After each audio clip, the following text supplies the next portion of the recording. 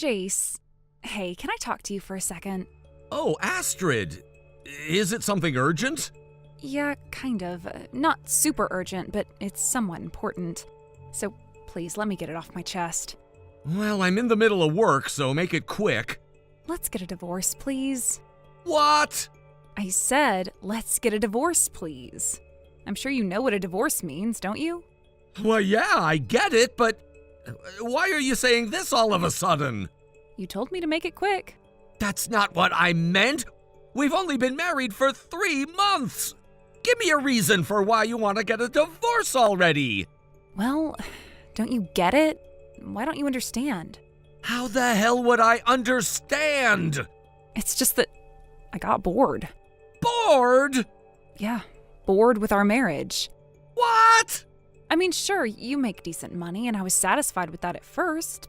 But there's just something about how you're too serious, and it's like there's no excitement anymore. What do you mean, excitement in a marriage? I thought the whole point of being together forever was to have stability, not thrills. Exactly. That's exactly the problem. Once we got married, everything became so stable and predictable, it just killed the excitement. That's why I want a divorce. What the hell are you talking about? Money is important, but excitement is important too. And I realized that. I'm gonna marry someone who has both, money and excitement. Wait, hold on a second. Oh, and by the way, the divorce papers are on the living room table, so you can take them to the office and submit them when you get a chance. Wait, what? Did you already move out? Yep. I found the perfect guy to remarry, so I'm gonna start working on him now. What? Oh, and don't worry about the alimony.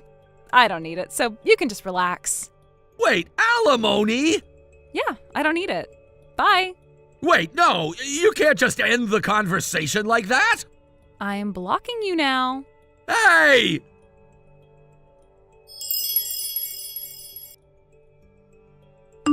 Jace, it's been 3 years. Huh? Astrid? How have you been? I can't believe you managed to get in touch with me. Well, there's no law that says I can't contact my ex-husband, is there? Even so, it's not something people usually do. Oh, is that so?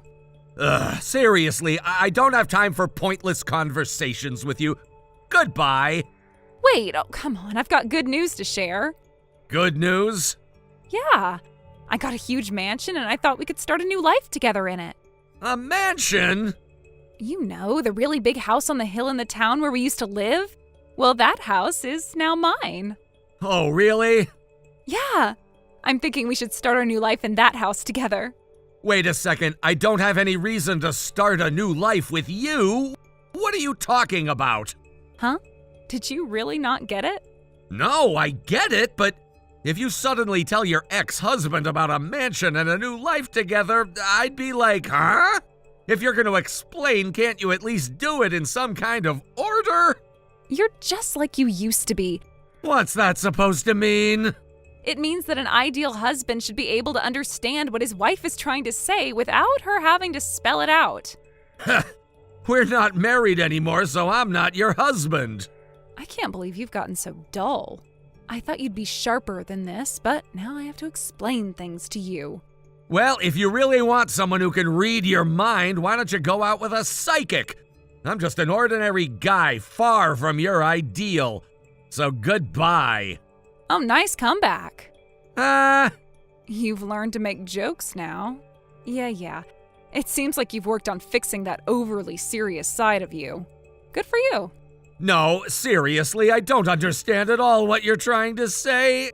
It's like I'm talking to an alien. First you want a sidekick, and now I'm an alien.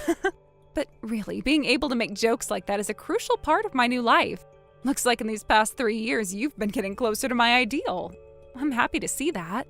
Keep up the good work, and let's work on fixing that 2-minute attention span of yours. I'm really starting to get frustrated because I have no clue what you're talking about. I'm going back to work. All right, fine. We can pick this up later. There is no later. Goodbye.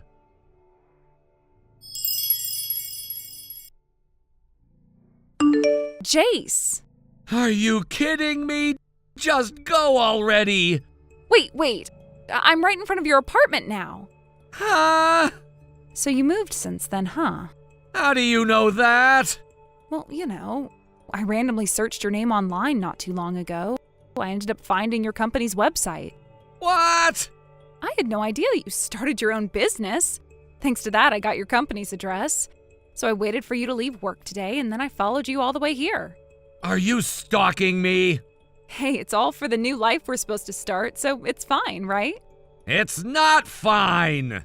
Where you're living now seems like a fancy tower, but honestly, my mansion is way more of a celebrity vibe. When I think about that, letting go of the other place doesn't seem so bad. So come on, let me help you with the move. Let me inside. There's no way I'm letting you in! What? Are you seriously going to leave your wife out here at this hour? Wife? Yeah, we're getting remarried. What? I got that mansion for us, Come on, let's start living together. No, we're not getting remarried and I'm not moving! Why not? That's what I want to ask you! Do you really think I still have any lingering feelings after the way we broke up? Yeah. What? Jace, you're a business owner now, right?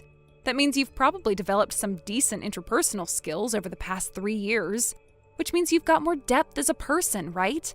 If you have money and you're actually a decent person, I'd say you're perfect. All of this is thanks to me divorcing you, so I'm giving you a second chance to marry me. I have absolutely no idea what you're talking about. Huh? This whole explanation and the weird theories you have are just off the charts. Honestly, I feel like I'm talking to an alien.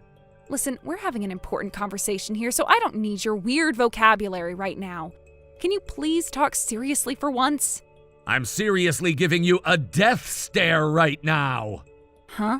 Anyway, I can't let you in, so just go home. Well, I guess it makes sense. I can't prepare for a move suddenly. I'm not moving.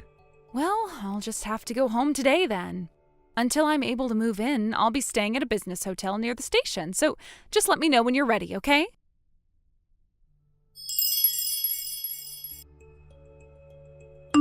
Astrid, do you have a minute? Oh, jeez. I was actually expecting your call any moment now. So what's the deal? When do we get to move in? I'm getting impatient here, ready to go back to that mansion. The sooner the better, Wait, you've been staying at a business hotel near the station this whole time? Of course. I mean, the mansion is 5 hours away by train, combining the Shinkansen and local trains. It's not exactly close, So I figured, why not spend the time with you when I'm already this close? Though, I'll admit, the hotel costs have been eating through my savings pretty quickly. But no worries. Once I move in with you, we won't need to worry about that anymore. I checked out this mansion you keep talking about. Wait, hold on. You actually went and checked it out? Oh, please don't tell me you've already moved in. Oh no, that means I've been sitting on the keys this whole time while you were stuck waiting outside, right? Oh, my bad. No, I just happened to stop by when I was on a business trip. Actually, I'm already back at my place now. Oh, okay, well, that's a relief. But hey, didn't the mansion look amazing when you saw it in person? It's everything I ever wanted. That place is now officially mine. About that mansion, though. It was an empty lot when I passed by it. What?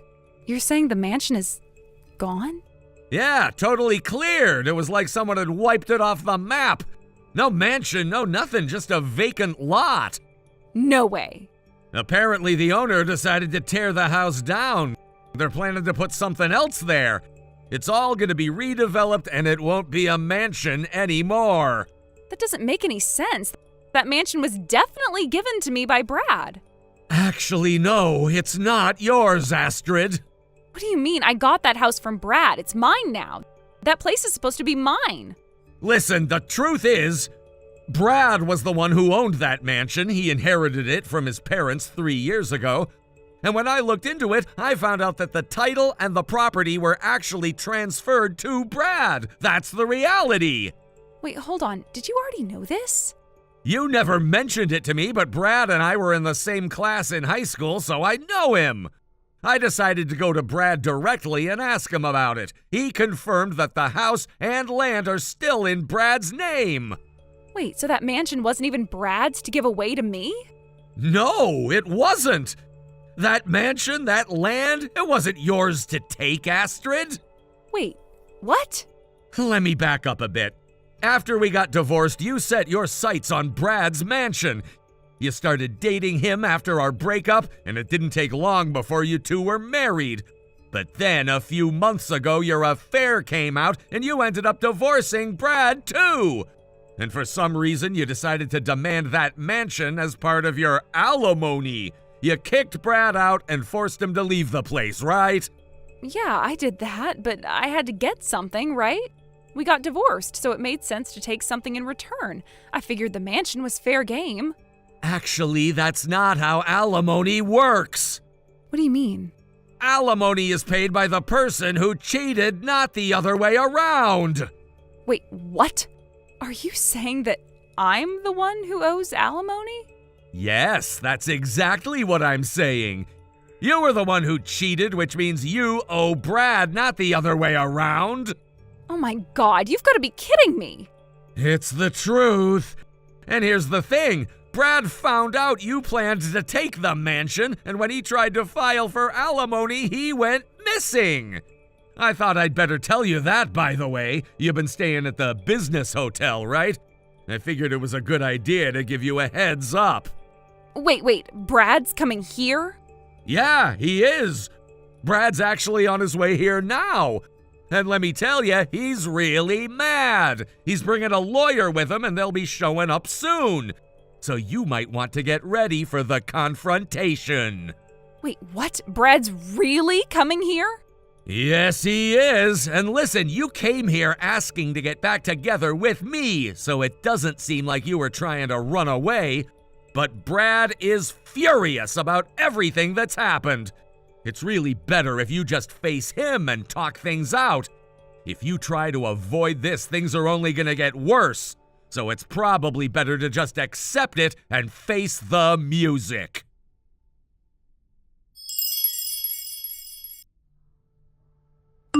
Later, when I had a chance to speak to Brad about what had transpired, he filled me in on the details. Apparently, when they arrived at the business hotel, my ex-wife, in an absolute state of panic, hurried out of the elevator. She wasn't expecting to be confronted, and in her rush to escape, she was immediately apprehended right there in the hotel lobby. It was almost as if she knew the jig was up. There was no way to run from what she had done anymore. She had no other options left, and in that moment we were able to have a proper conversation. It was only then that we were able to finalize the divorce. I could barely believe it was finally happening. I never had the nerve to ask Brad directly how much I had been awarded in alimony, but from what I gathered, the figure had ended up being slightly higher than the average.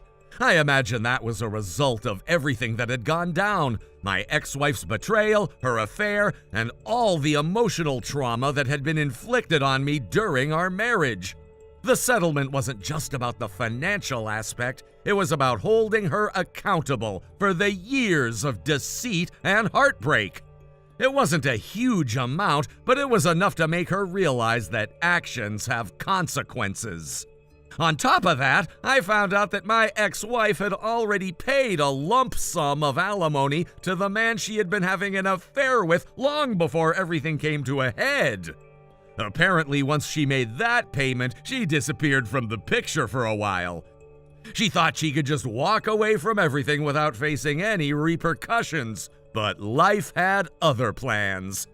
I was told that she had no intention of reconciling with me, not that I would have ever considered it anyway. She had burned that bridge long before this mess even started. The real kicker came when I found out that her own family had disowned her. They had been fed up with her behavior for a long time, and when it became clear that she had no interest in changing, they wanted nothing to do with her. She had no home to return to, no one to lean on. In the end, she was left with nothing but her own poor choices. The sense of justice in that was almost poetic. After all her manipulation, all the lies she had spun, she was left to pick up the pieces of the mess she created all on her own. Eventually, she found a live-in job, and from what I heard, she had been working tirelessly to pay off her debts, including the alimony. But even that didn't seem to be enough to save her from the consequences of her actions. People around her could see the kind of person she was, someone who had betrayed the trust of everyone close to her. The toxicity she carried with her was palpable, and it didn't take long for her to become isolated. In her new job, she was seen as an outsider, someone to be wary of. People didn't want to be around her because they sensed the kind of person she was. Her attempts to charm or manipulate her way into other people's lives were unsuccessful, and she was quickly labeled as a pariah. It was sad to watch, but at the same time, I couldn't bring myself to feel too sorry for her. I couldn't help but wonder if she ever regretted her choices. Did she ever stop to think about the life she had thrown away for the sake of her affair? Did she realize the damage she had caused, not just to our marriage, but to her own reputation, her family relationships, and her future? Maybe she did, but then again, maybe she didn't. I couldn't say for sure. I could never fully understand her or why she thought her actions were justified. What I did know, though, was that she had no one left to blame but herself. She was completely alone, and in a way that was the most fitting punishment for everything she had done. What made it harder for me to process was the way she had tried to manipulate me even up to the last moment. She thought she could waltz back into my life and just erase everything. Our years of marriage, our shared memories, all the lies. But I wasn't about to let that happen. She had crossed a line that I could never forgive, and I wasn't going to fall for her game again. She had been a stranger to me for a long time, and after the divorce, I knew that would never change. I was done with her manipulation and her deceit. The emotional toll of everything was not something I had prepared for. Going through the divorce, dealing with the emotional fallout, and untangling myself from the mess she had left behind was exhausting.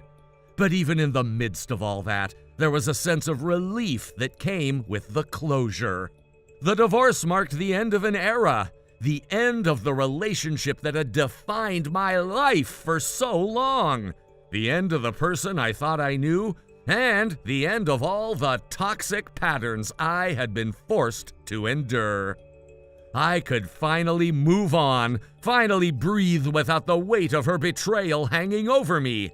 I could focus on rebuilding my life, on finding peace and happiness again. Thank you for watching and listening. We hope you enjoyed the video. Don't forget to like this video and subscribe. Also, feel free to leave a comment about what you thought of the story. We look forward to seeing you at the next story. Thank you for watching. Please subscribe and hit the like button. See you next time.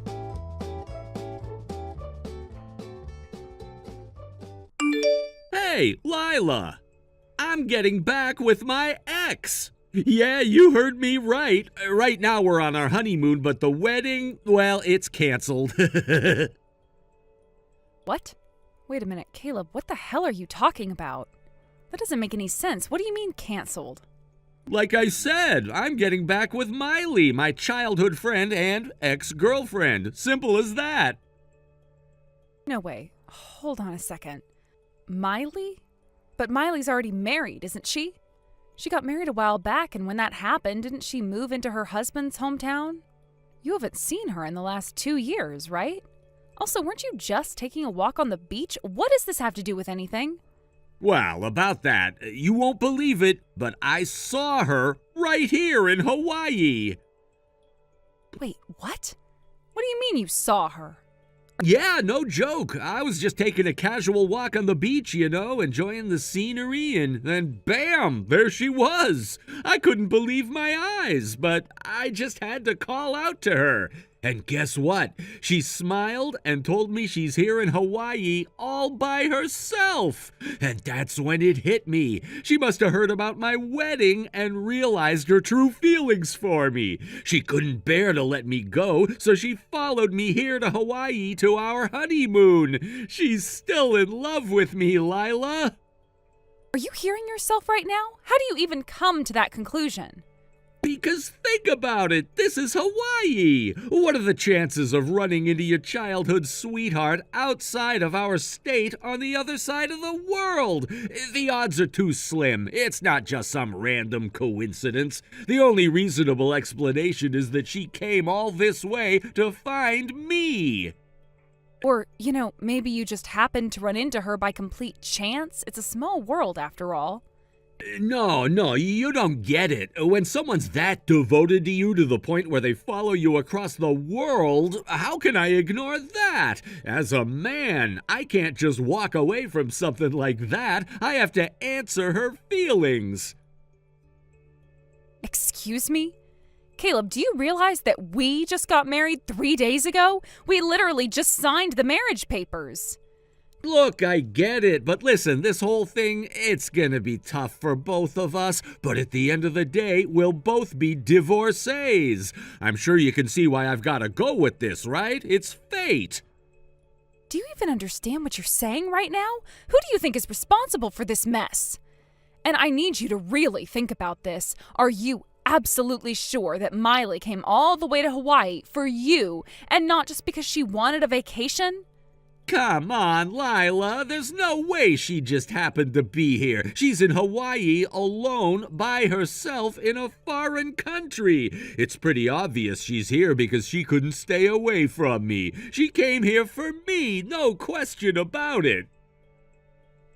And Miley told you this? She flat out said that she came to Hawaii for you? No, but I don't need her to say it. When I saw her, the way she smiled when I said hello, it told me everything I needed to know. It was like her heart was reaching out to mine, and I could feel it. I could see right into her soul. You have to understand, Lila, this is Miley we're talking about. She's my childhood friend. We used to be lovers. We've got this deep, unspoken bond that you just wouldn't get. It's a connection that goes beyond words. Wow. Okay, well, I definitely don't get it, not at all. But honestly, Caleb, you need to calm down and really think this through. Look, until Miley actually tells you in her own words that she came all the way to Hawaii because of her feelings for you, isn't it possible that you're just misinterpreting the situation?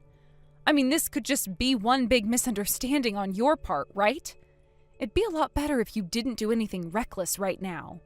Just take a moment and think before acting. Lila, you don't get it. With Miley and me, we don't even need words. That's how strong our bond is.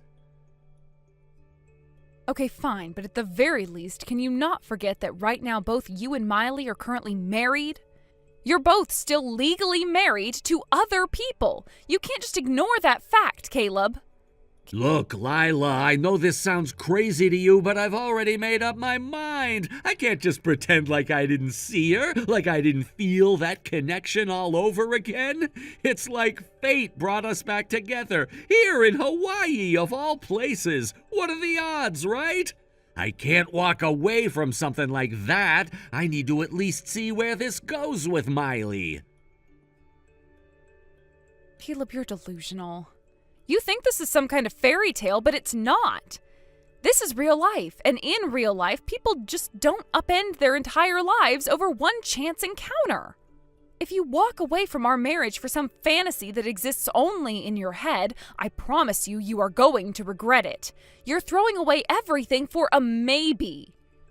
I get that you're mad, Lila, I do, but I know what I felt when I saw Miley again. It was like time hadn't passed at all, like we were right back to where we were all those years ago. I can't just ignore that. You have to understand this is bigger than both of us. No, Caleb, you're just scared. Scared of the commitment you made. Scared of what it means to be with someone for the rest of your life. And instead of facing that fear, you're running away, back to some fantasy of your past. But life doesn't work that way. I'm not scared, Lila. I'm just following my heart. And right now, my heart is telling me that Miley is the one I'm meant to be with. Fine, but don't expect me to be here when you realize you've made a huge mistake.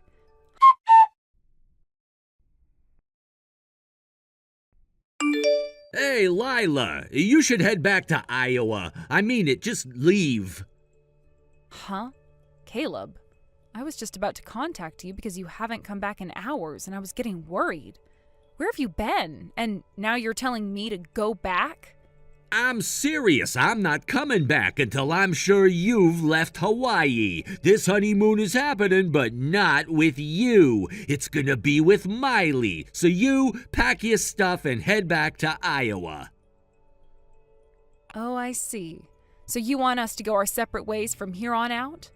Well, I actually agree with that, but can you explain why you left divorce papers in our room? Isn't that a bit too prepared? Like you had it all planned out beforehand? Oh, Dad, I did a little research. Turns out you can just print out divorce papers online. You fill them out, take them to City Hall, and boom, it's official. So I found a place to print them while you were out, and I slipped them into the room when you weren't there. You did this while I was out getting a late lunch, huh? You waited for that exact moment to sneak in and leave divorce papers behind? Exactly. As you can see, I've already filled out my part. So once you get back to Iowa, just fill in your section and submit it to the authorities. It's pretty simple. Just get it done. All right, but let me ask you something. Have you even confirmed how Miley feels about all of this? Have you asked her if she wants to be with you again? Why do you keep asking that? I told you already I don't need to. Miley and I, we have a deep bond. I don't need to ask her. It's something I already know. You're just a nuisance standing in the way of that bond. Get it? Is that so? You seem awfully confident, Caleb. What's that supposed to mean? What's with that smirk? Oh, nothing. It's just interesting to watch you dig your own grave. I don't have to do anything at this point. But you go ahead. Keep thinking whatever you want. Quit with the attitude. Just get out of here already. Seriously, you're in the way. Well, if that's how you feel, I guess there's nothing more to say. I'll pack up and leave like the nuisance you think I am. See you back in Iowa, or maybe not. Goodbye, Caleb.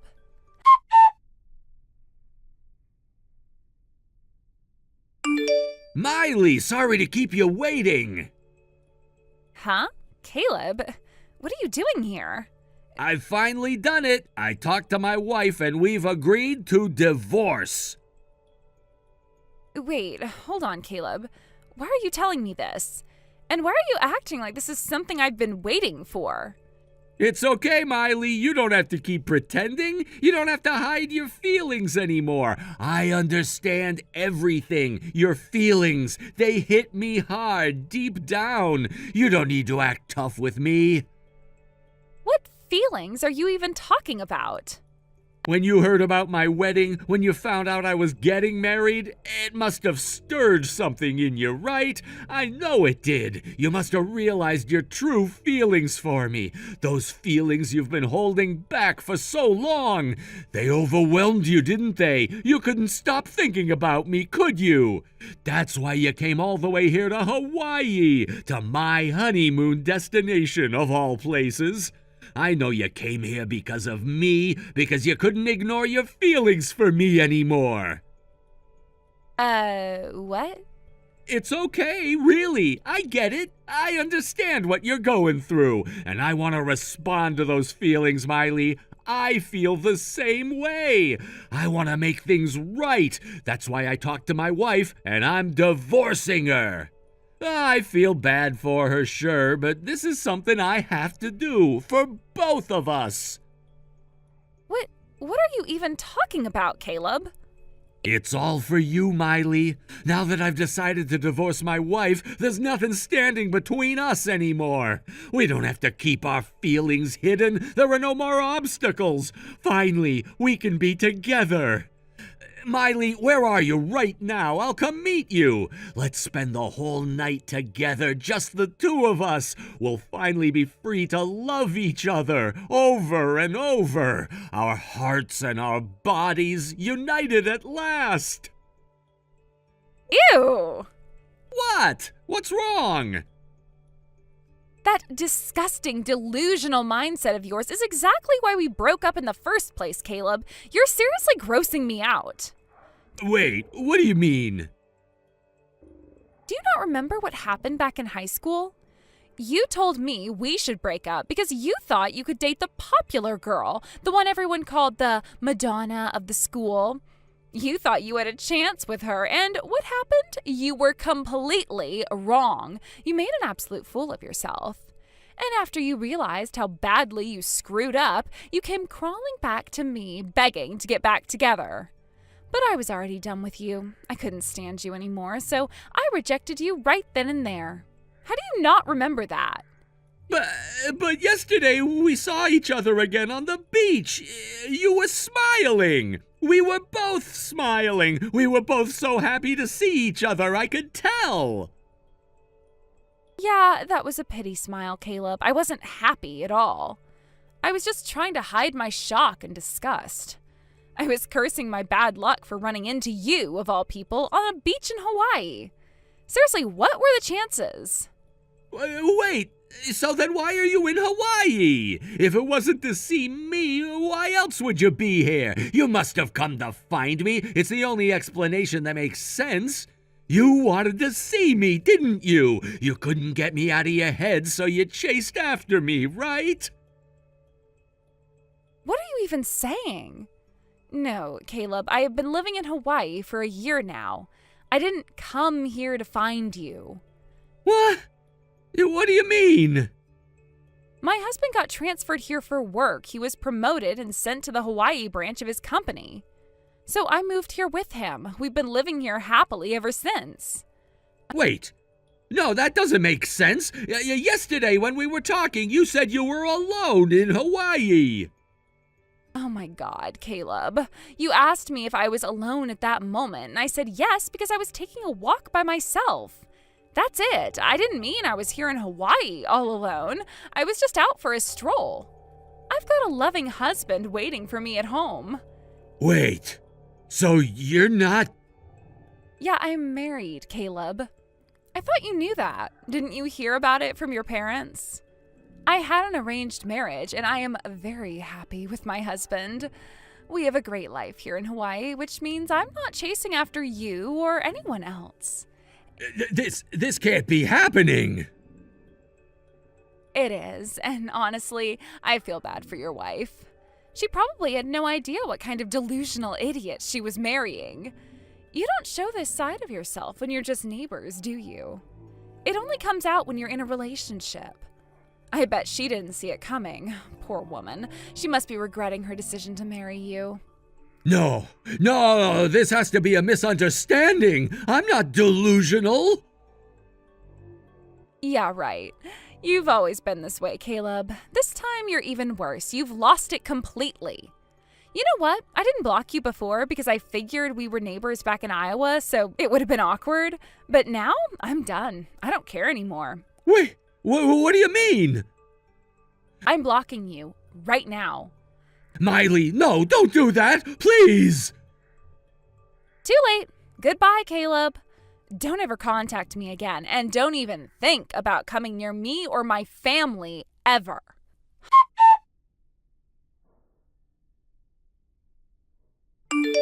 Lila, I've changed my mind. Let's cancel the divorce. Let's continue our honeymoon like before. Huh? I don't care about Miley anymore. You know what? You're the one for me, my true Venus. That's disgusting. Huh? Judging by that tone, did Miley reject you? Well... Just so you know, I contacted your family earlier to explain the situation. And guess what? They told me something interesting. They said that Miley followed her husband overseas after his job transfer. So I asked, could it be that her husband's assignment is in Hawaii? They weren't sure at first, but your parents took the trouble to confirm it with Miley's family. Shortly after, they got back to me confirming that yes, she is indeed living in Hawaii. What? Not only that, they also gave me some juicy background. They started with, "We've kept quiet because it was just kids' business," but then they spilled everything. Apparently, you broke up with Miley because of a massive misunderstanding. After you made a fool of yourself with some other girl and got brutally rejected, Miley dumped you too, didn't she? No, wait. Hold on, I need to get going now. What? Where are you going? I managed to get a flight back to Iowa. Everything worked out perfectly with the timing. Oh, and just so you know, I'm turning my phone off as soon as I board. Lila! And don't worry, I'll take care of filing the divorce papers as soon as I get back. Wait, no, I said no divorce! Shut it, you delusional idiot. What? Goodbye and good riddance, you fool. No, Miley, what have I done? Guess I'm going back to Iowa too.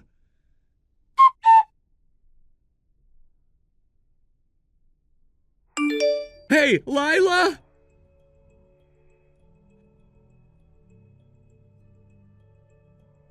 Are you already back in Iowa now?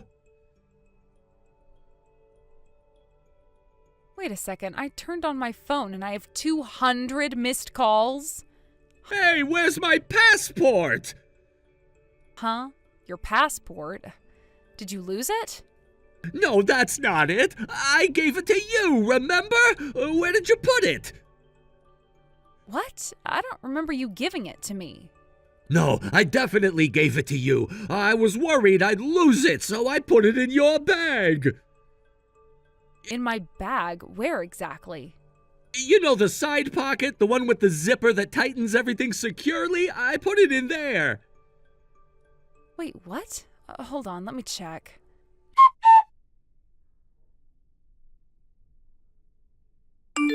Sure, I definitely had your passport, but you know what? Did you ever tell me you put it there?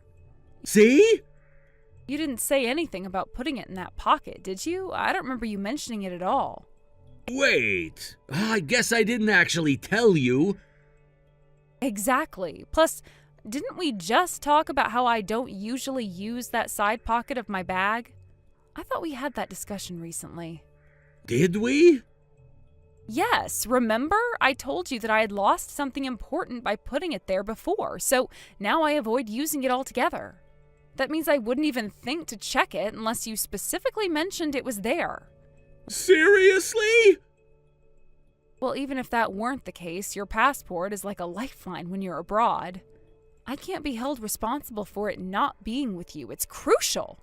Hey, can you save the lecture for later? Right now, I just need you to bring my passport back to me. No way. Huh? I'm already back home. Why should I have to go out of my way for someone who's practically a stranger now? Hey, I'm your husband, remember? Not anymore since I filed for divorce. Wait, you did it already? You were the one who pushed for it. You said you wanted things to move quickly. Yeah, but... Listen, you said you were done, and now it feels like you're just backtracking. I can't keep having these conversations that go nowhere. You wanted this. Now, go call the police or something and ask them what to do when you've lost your form of ID. You expect me to do it all by myself? What other choice do you have? You have to handle this yourself. Isn't it your fault that I'm in this situation because you took my passport back home with you? No, the reason we're in this mess is because you just put it in my bag without telling me. That's not my fault. Okay, fine. But you can't just act like this is all my fault. You could have checked too. Right, because it's my job to go through your stuff. I don't even know what's in your bag half the time. You should have communicated that it was in there. Well, if we're going to point fingers, you should have been more mindful about handling important documents. How could you just take it and not mention it at all? Seriously? We're really doing this? This isn't going to solve anything. I'm just supposed to sit here while you throw blame around? Well, it feels like you are. I'm stuck here without a passport, and you're the one who has it. Fine. But let's be real for a second. Even if I brought the passport back, how are we going to resolve this mess? You've already filed for divorce, and I'm supposed to be okay with that? Maybe you should have thought about that before you put us in this situation. Now you're scrambling to fix something that might already be too late. Wait, what do you mean by too late? Are you really giving up on us just because of a passport? I'm not giving up over the passport.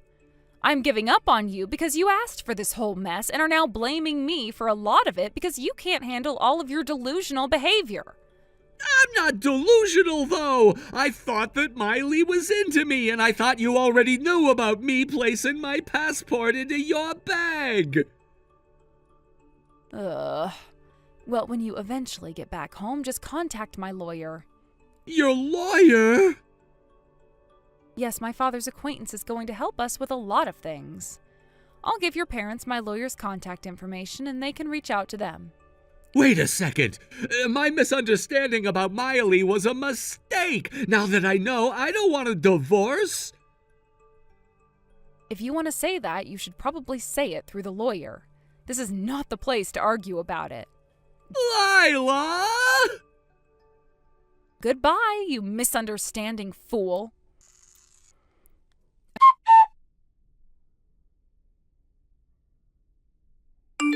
A few days later, Caleb returned home looking completely haggard and defeated. He showed up at his parents' house, and the moment he laid eyes on the passport I had left with my in-laws, something seemed to awaken inside him. With a sudden burst of energy, he bolted out of the house, rushing towards my family's home, clearly determined to confront the situation. To prevent him from making a scene, my former judo champion father-in-law executed a perfect shoulder throw right there on the lawn. If he had been just 25 inches closer to the concrete, Caleb would have been slammed down hard. The look on his face went pale at the near miss. It was as if reality was finally sinking in. After this little encounter, Caleb calmed down somewhat, and we were able to discuss financial matters without him losing his temper again. I seized the opportunity to demand that he cover the total costs for the wedding and honeymoon expenses that I had shouldered, along with a settlement for emotional distress. Surprisingly, he agreed to pay without much resistance, likely realizing he had no other choice at this point. This marked the conclusion of a marriage that lasted less than a week, all stemming from Caleb's misunderstandings and miscommunications. Word of the situation quickly spread around his workplace, and before long, he ended up taking unauthorized leave. It wasn't long before he was officially fired, and now it seems he has retreated into his parents' home, becoming a reclusive loser. He's apparently been telling everyone, love is scary, women are terrifying. It's ironic, really. His rash actions and failure to communicate effectively led to the abrupt end of our short-lived marriage, but now he's the one living in fear, hiding away from the world. I suppose he's come to realize that his inability to confront issues head-on has left him in a place he never wanted to be, trapped by his own choices. Hey, Ren, today is supposed to be your wedding day, right? Well, I have some news that's going to shake things up for you. Your wedding, it's canceled. The reason? The groom is mine now. Yes, you heard that right. The wedding is officially off. What? What are you talking about? Well, it seems like you haven't caught on yet. Let me explain it in simpler terms. I've successfully stolen your fiancé, and I did it 1 minute before your wedding was about to start. Aren't I just amazing? You were all set to walk down the aisle, but guess what?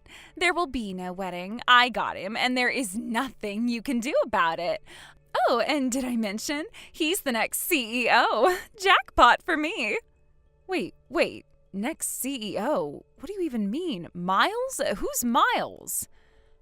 Do I really have to spell this out for you? Your precious fiancé, Miles, is now my man. We've been secretly seeing each other behind your back for quite some time now. I just thought you should know now that I've officially claimed him. So yeah, consider this your official declaration of defeat. Wait, are you serious right now? Miles? Who is Miles? What are you talking about, Olive? Oh, come on, Ren. Don't tell me you're the clueless type. How does it feel to be completely blindsided? The look on your face right now would be priceless.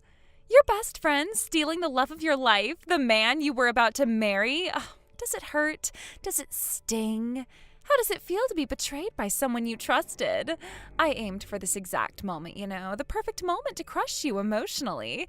It's perfect, isn't it?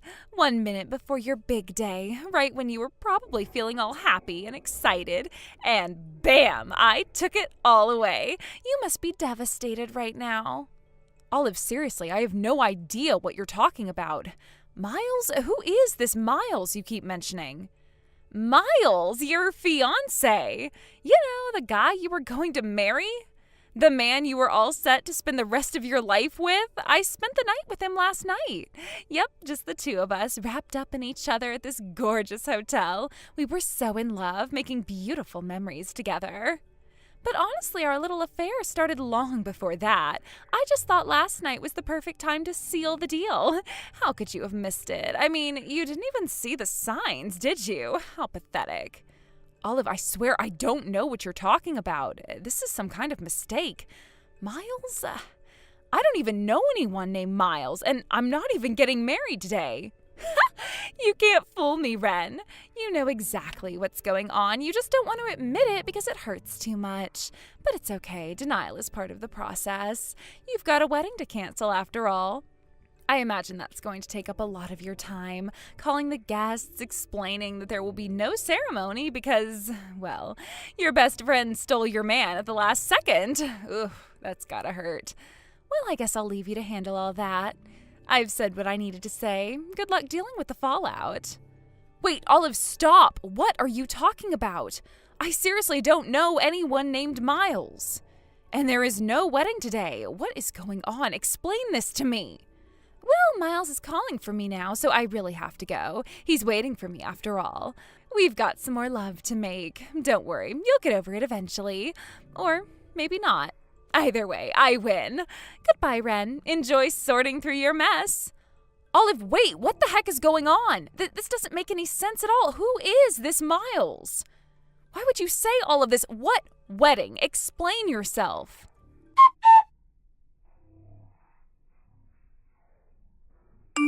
Ren, did you get the wedding invitation I sent? What? No, I haven't received any invitation. Oh, come on. With the distance from my place to your house, any mail should arrive the next day. I sent it out yesterday, so it should definitely be there by now. Therefore, Ren, you must be lying. Wait, are you referring to my family home in City A? Of course. You've always lived with your parents, right? Since the wedding with Miles is off, you're obviously still living there. Isn't that right?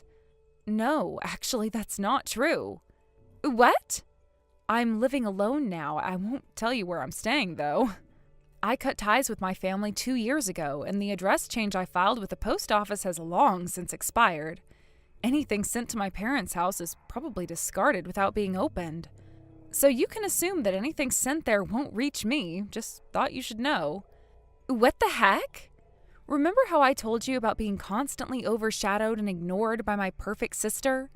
That's why I decided to cut ties with my family. It was a decision I made for my own peace and to move on from that toxic environment. Oh, I see. Well, that's a pretty convenient excuse to use for why you didn't receive the invitation. I guess you thought you'd use that to cover up. Nice try, though. But seriously, think about it. It's been 3 years since we had that falling out. So much has changed in that time. Things have been rapidly evolving, especially in the last few years. My life is entirely different from what it was when we last spoke. Oh, can you stop with the lies already? The fact that you're denying receiving the invitation just proves that you did get it. It's clear as day. What are you talking about? The lies of someone like you are so pathetic and transparent. You should really stop making yourself look foolish. Anyway, back to the topic. As stated in the invitation, the wedding is going to be held in France. Oh, France? Yes, we're having the ceremony at Miles's private estate there. And guess what? You, the so-called loser, are required to attend. Of course, you're responsible for covering your own travel and hotel expenses. I'm not that generous to pay for your costs. I have no idea what you're talking about. Well, if you don't get everything organized yourself, you'll have a tough time. The wedding is in just 2 weeks, so if you don't act fast, you'll find yourself in a tight spot. But I've told you I didn't get an invitation. Are you even paying attention to what you're saying? Seriously, think it through. You're making excuses to avoid attending, and it's obvious. The invitation was sent, and it should have reached you. If it didn't, it's your responsibility to figure it out. I'm not going to argue with you about this. The date is set, and everything is planned. You're expected to be there, and that's final. Why would you even do this? Why? Because I want to make it clear that things are not going to be the same as they were before. The wedding is a significant event, and everyone important to us will be there, even you, whether you like it or not. This is about making a statement and showing that nothing can get in the way of what we have planned. Are you serious? This is just absurd. Absurd? Maybe. But it's the reality of the situation. You've been given a chance to attend an event that's not only important, but also a big deal in Miles's and my life. So either you make arrangements and come, or you deal with the consequences of not being part of it. The choice is yours, but the decision is already set. I can't believe you're making such a big deal out of this. Believe it, the wedding is happening, and everyone involved has to play their part. You've been given the details, and now it's up to you to act on them. I'm not going to chase you down or make exceptions. The plan is in place, and it's moving forward. This is ridiculous. I don't know why you're doing this to me. Why?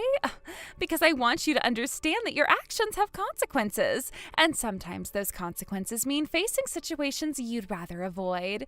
It's a lesson in responsibility and accountability, and honestly, it's about making sure that everyone who's been a part of the journey is there for the culmination of it. Fine, I'll figure it out, but this is not how I wanted things to go. Good, that's the spirit. Get it sorted out and make sure you're there. We'll see you in France, whether you're ready for it or not. I guess I don't have a choice. That's all that's left to do. And remember, no more excuses. Get it done. And I'll see you soon.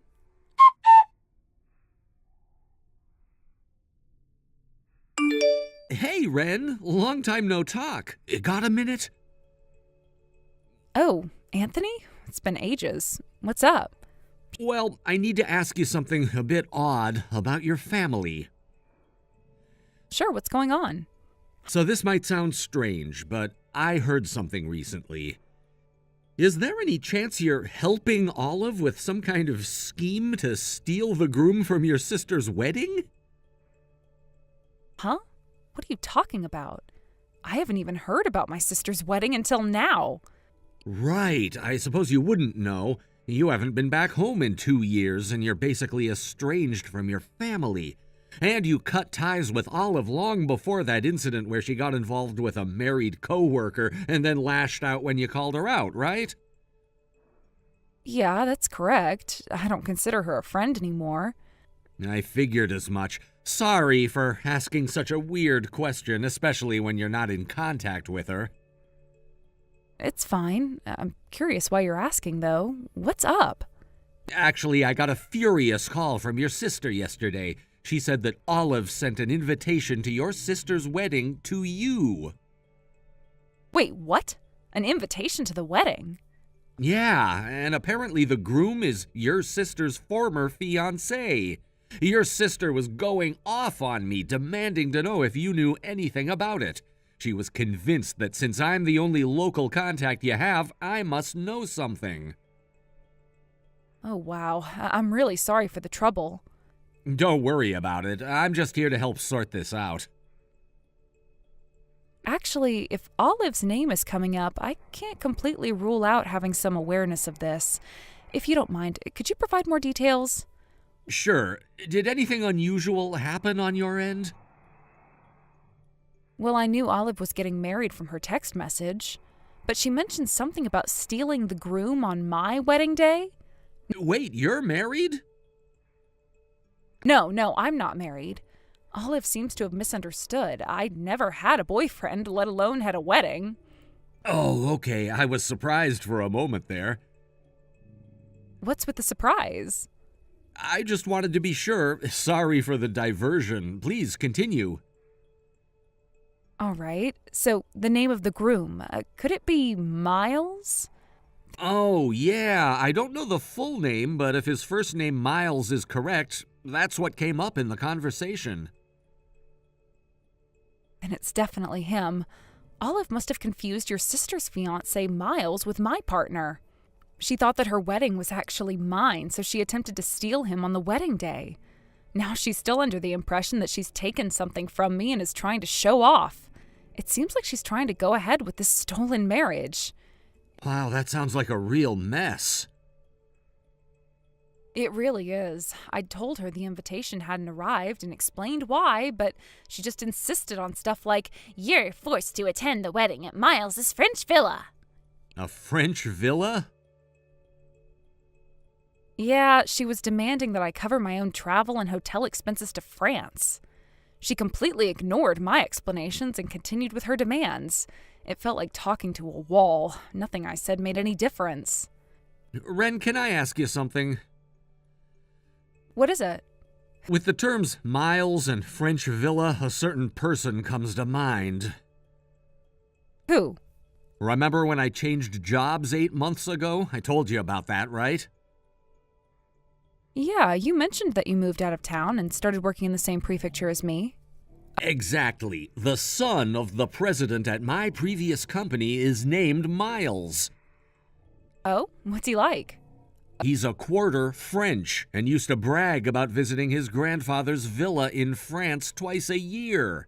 After I left that job, I heard from former colleagues that there was an issue with a wedding being canceled. Officially, it was due to irreconcilable differences discovered on the wedding day, but there's a rumor that it was actually because of Miles' infidelity. Oh, well, that pretty much confirms that Olive stole your sister's former fiancé. I'll check with my former colleagues to get confirmation, but... But? The previous company is in serious trouble. Serious trouble? I can't go into details because it's sensitive, but results should come out in a few days. I think Miles and Olive's wedding will probably be canceled. Wow, that's quite a situation. Yeah, it really is. I just wanted to keep you informed. If you need anything else, or if there's anything else you want to know, just let me know. Thanks, Anthony. I appreciate the heads up. I'll definitely keep an eye out for any updates. No problem. I'll be in touch if I find out more. Take care. Wait, hold on. Before we hang up, can you give me a bit more detail about this French villa and the wedding? I mean, I'm still trying to wrap my head around the whole situation. Sure. From what I've gathered, the French villa is a luxurious property that Miles' family owns. It's located in a picturesque part of France, and it's known for being a vacation spot for the wealthy. Miles used to boast about it a lot, saying it was a gift from his grandfather. The wedding was supposed to be a high-profile event, and it sounds like Olive somehow got involved with it, thinking it was her chance to claim something for herself. That's incredibly elaborate. It's like she's trying to live out some kind of fantasy. Exactly. It seems like Olive's grasp on reality is a bit shaky. She's making demands and creating a drama that doesn't align with the truth. It's unfortunate that she's dragging others into this mess. Yeah, it's really unsettling. I guess I should prepare myself for more fallout from this. Definitely. If there's anything else you need, or if there are any developments, let me know. I'll keep an ear out for more information as well. I will. Thanks again for all your help, Anthony. It's been a real whirlwind. Anytime, Ren. I'm here if you need anything. Stay safe. You too. Bye for now. Goodbye.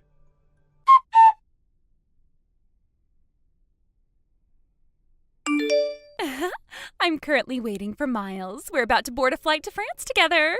I'm sure you're planning to leave for your trip today as well, aren't you? Huh? No, I'm not going. What? I told you that I didn't receive any invitation. Besides, Miles isn't my fiancé, and in fact, I don't even know him personally.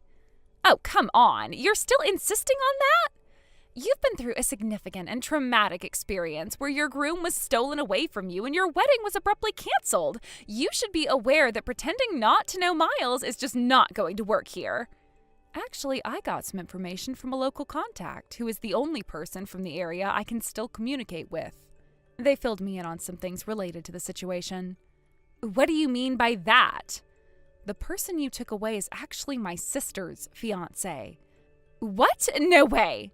I have seen you multiple times wearing that emerald green dress you liked so much, or the white top with the floral embroidery, and the cute pale pink blouse with a ribbon. And not to forget the blue skirt and the light blue floral scarf. You were seen on dates with Miles while wearing those outfits, so naturally I assumed you were Miles's fiancé. Oh, those clothes? Oh, all of them were actually taken by my sister when I left my family home. What? Taken? Yes, taken. You know my sister's personality, don't you? She always had this habit of taking whatever belonged to me. No matter how much I resisted, she'd always find a way to take it from me. My own clothes were quite often subdued and modest compared to her flashy style. So she might have worn my more modest clothes to blend in and appear more reserved while dating Miles. Since my sister and I look very similar, you probably mistook me for her based only on the clothes I was wearing. Seriously? If you're questioning the truth of this, it would be best to ask Miles himself to confirm. But isn't Miles currently under arrest? Arrest? What do you mean? Haven't you checked the news this morning? I haven't seen it.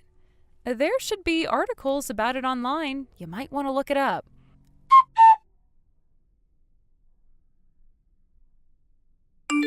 What's this? Did you find the news article?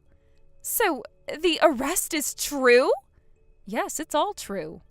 It's been reported that Miles was involved in some serious financial crimes, including tax evasion and embezzlement. The amounts involved are reportedly quite large, and it seems like there might be a lot of chaos surrounding the situation for some time. No way, I had no idea about any of this. Given the situation, it might be a good idea to reconsider your trip to France. Why should I? Since Miles is confirmed not to be attending the wedding, the event will have to be canceled. It's the only logical step to take. Oh. Moreover, considering the timing, if you, as his supposed fiancé, leave the country now, people might speculate that you're trying to escape from the mess. I don't know what to do. Even if you tell me I'm completely in the dark about this situation, what should I do? Honestly, it's not something I can solve for you. It might be best for you to just return home for now. But this was supposed to be my big chance to achieve something significant. I understand how you must feel. This was meant to be a major milestone for you, and now everything seems to be falling apart. It's incredibly frustrating and disheartening, but with everything that's happening right now, it might be worth considering whether sticking to your current plans is the best course of action. I just can't believe that this is happening. Everything was planned perfectly, and now it's all gone wrong. I was looking forward to this trip and the opportunity it presented. It's like a dream being shattered right before my eyes. Yes, I get that. When plans don't work out, it can feel like everything you've worked for is slipping away. But sometimes circumstances beyond our control force us to adjust and rethink our strategies. It's unfortunate that this has to happen, but it might be worth taking a step back and assessing the situation thoroughly. I never thought I'd end up in a situation like this. I was so excited about the wedding and the trip to France. Everything seemed to be falling into place perfectly, and now, just like that, it's all unraveling. It's a tough situation, no doubt about it, but remember, you still have options and decisions to make. Although it's painful to see everything collapse, it's also an opportunity to reassess and perhaps find a better path forward. I just don't know where to begin. I feel lost and overwhelmed. It's completely natural to feel that way. It takes some time to process everything and think about your next steps carefully. But just know that you're never ever getting Miles back, no matter how much this sucks. But he was the one who was going to get me all of that money, my treasure chest. I can't believe I'm never going to have another chance like that.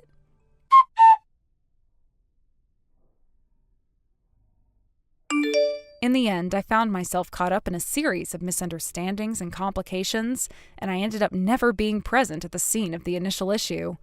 despite all the turmoil surrounding Olive's scandalous actions, I was never directly involved in the problematic events that unfolded. However, the repercussions of the incident are still ongoing, and they are far from over. The situation has spiraled to such an extent that it caught the attention of several gossip magazines. The media has now picked up on the story, turning it into a major topic of discussion.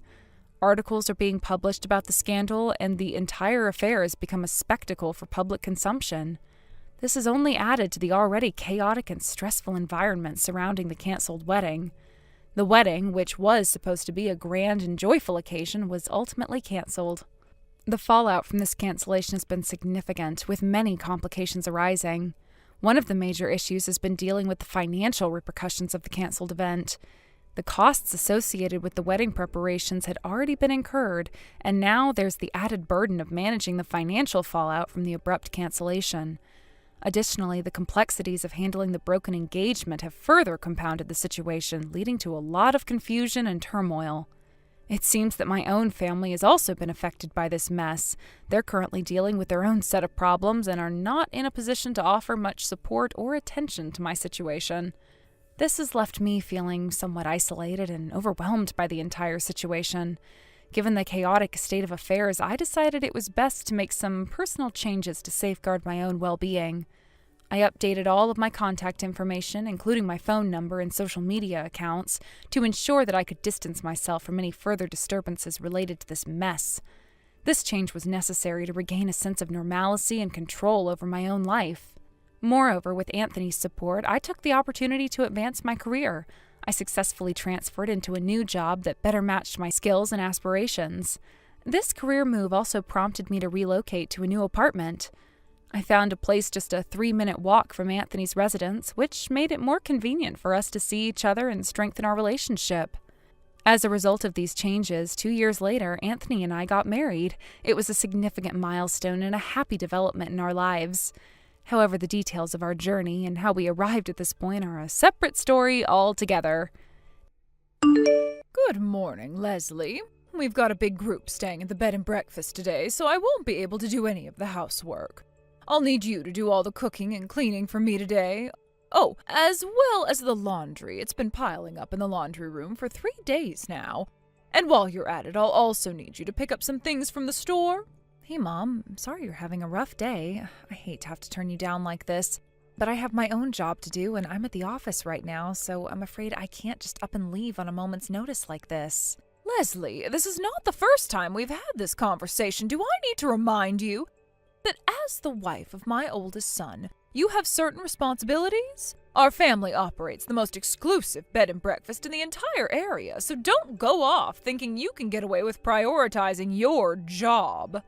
I'm not sure why you put quotation marks around job like that. My job is just as real as anyone else's. That's not the point. Don't dodge the issue.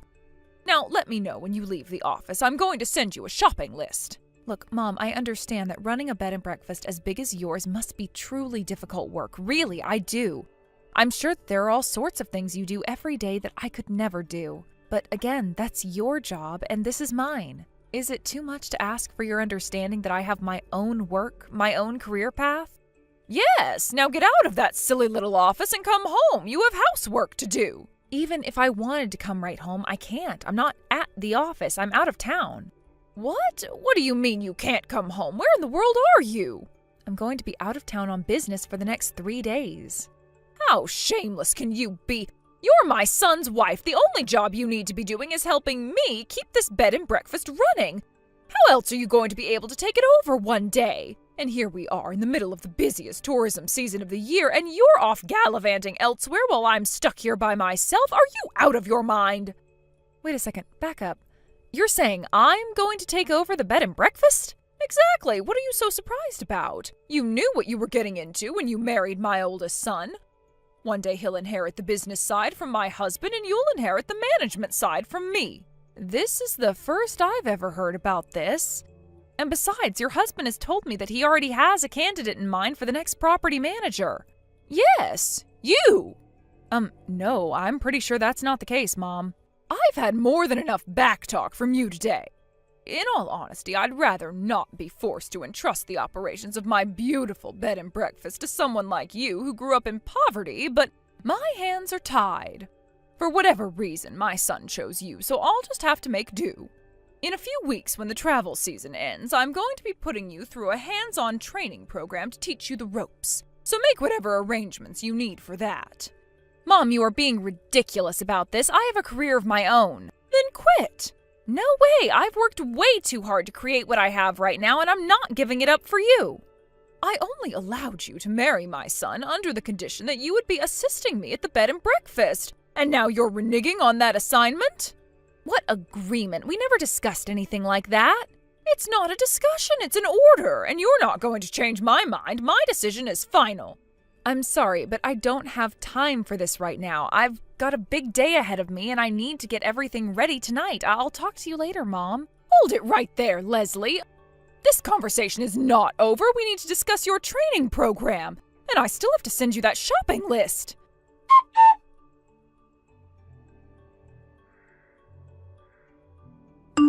Leslie, what is the meaning of this? Explain yourself immediately. What do you mean? We just had a big group arrive from a company in a neighboring town, but why are you with them? Oh, that? Well, it's my company, so... What? We're having a company vacation. Even if it's just one town over, it's still nice to get out and relax every once in a while. And there aren't very many facilities that can cater to groups as large as ours for a similar price range, so we decided to book the bed and breakfast for a night. Just when I thought you couldn't be any more shameless, and this is what you do? What? It seems that you've finally come around to see reason and accept your role as the next property manager. Huh? But I'm afraid you're far too late. I've been talking with my husband, and we've decided to give the position to Miriam, my other son's wife. Oh, I see. So Miriam accepted the position? Yes, and she just quit her job the other day. She was very willing to make all the necessary arrangements as soon as we brought up the possibility to her. And most importantly of all, her parents are fabulously wealthy. They're major real estate investors. They own a ton of apartment buildings in the area. With a family like that, she's absolutely the perfect candidate to take over the bed and breakfast for me. She's not the product of an impoverished single mother like some other women I know. Ah, it seems like you're under the impression that single mothers are all poor, which isn't the case, but let's put that aside for now. So, Miriam really agreed to take over the bed and breakfast then? Yes, we had the discussion just the other day. They'll need a bit of time to get ready to move over here, so I gave them a month. After that, she'll start the training program I was preparing for you. She really agreed to that? It's just that, I don't know. It really doesn't seem like Miriam would agree to become the next property manager from what I know of her. Oh, Leslie, you're so pathetic. After all your protesting, now you're coming to me and begging me to take you back? I'm neither crying nor begging. Did you really think an unsophisticated girl with a troubled upbringing like yourself could ever be a suitable property manager for a bed and breakfast as luxurious as this? What? All that silliness about bringing that group here for an employee vacation? You were really just trying to impress me with how skilled you were at luring in customers, weren't you? No, that's not the case at all. In any case, I've had enough. You're not welcome here any longer. Get out! You're kicking me out. Why? I'm here as a customer, you know. We paid in full for the cost of the stay in advance. And all the other guests are more than welcome to stay. However, you are another story. I tried so hard to be good to you despite your checkered past, and you threw it all in my face. Now that you see what you've lost, though, you're desperate to get back in my good graces. It's disgusting. Someone of your low stature doesn't deserve to stay here. It's just a vacation with my employees, that's all. Pack up your things and get off the premises immediately. I wasn't trying to impress you. I just wanted to relax. And you can relax where all the other poor people relax. Go to a dive bar or something. You're not deserving of such a high-class enterprise as this. All right then, I guess you don't want me as a customer. That's exactly right. I don't need any money from the likes of you. Oh, is that so? Then have it your way. I'm pulling my funding. Huh?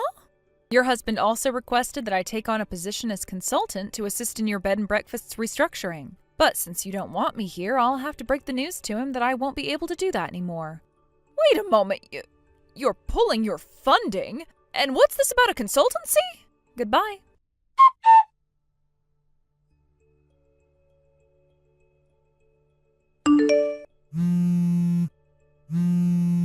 Leslie, I had no idea. I never knew that our bed and breakfast was in such a precarious position. Well, it seems as though you finally had the talk with your husband, yes? Yes, that's right. Leslie, why didn't you tell me? You're the current CEO of the consulting firm founded by your grandfather.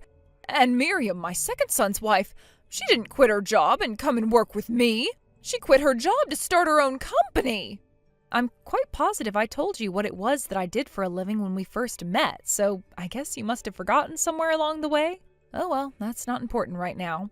What else did you hear from your husband? Well, he also told me that the funding for our restructuring was coming from Miriam and your parents, and that your firm was going to be our consultant for coming up with a new sales strategy. Looks like you finally caught up then. I'm sure you've already realized this by yourself, but the employee vacation had two purposes.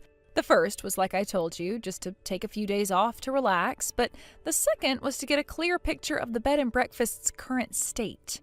Unfortunately, since you decided to kick me out of the building before I even got settled into my room, we weren't able to do either of those things. Leslie, listen, can we just put this unfortunate little event behind us? Can you just forget it ever happened and go forward with providing us with funding in your consulting service like you'd planned? As the hotel's owner, that decision is up to your husband. Has he mentioned anything about it to you? Yes. He told me that if you were willing to forgive me for my behavior, utterly unbecoming of an adult woman and property manager, then he would continue with the plan. I see. Understood. Then you'll do it? I'm sorry, but this is a business matter, so I can't give you a firm answer right here on the spot.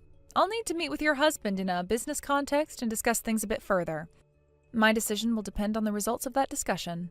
We'll agree to your terms, anything you want. So please, you have to help us. You have to save my beautiful bed and breakfast.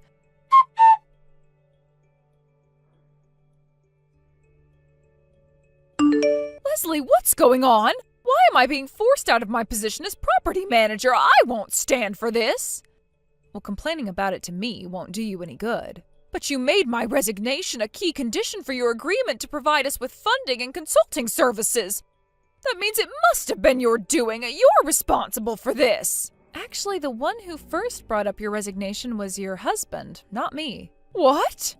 According to him, you've been far exceeding your authority as the property manager.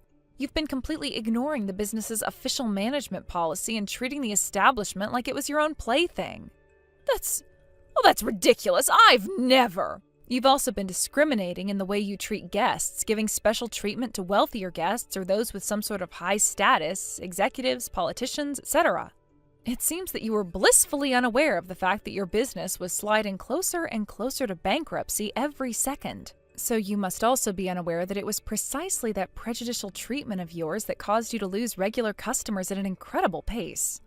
My evaluation as a professional consultant is that you are the main reason for your bed and breakfast's financial predicament. But you don't even need to ask me. You can just see the kinds of reviews people are leaving about your establishment and you, in particular, on travel websites.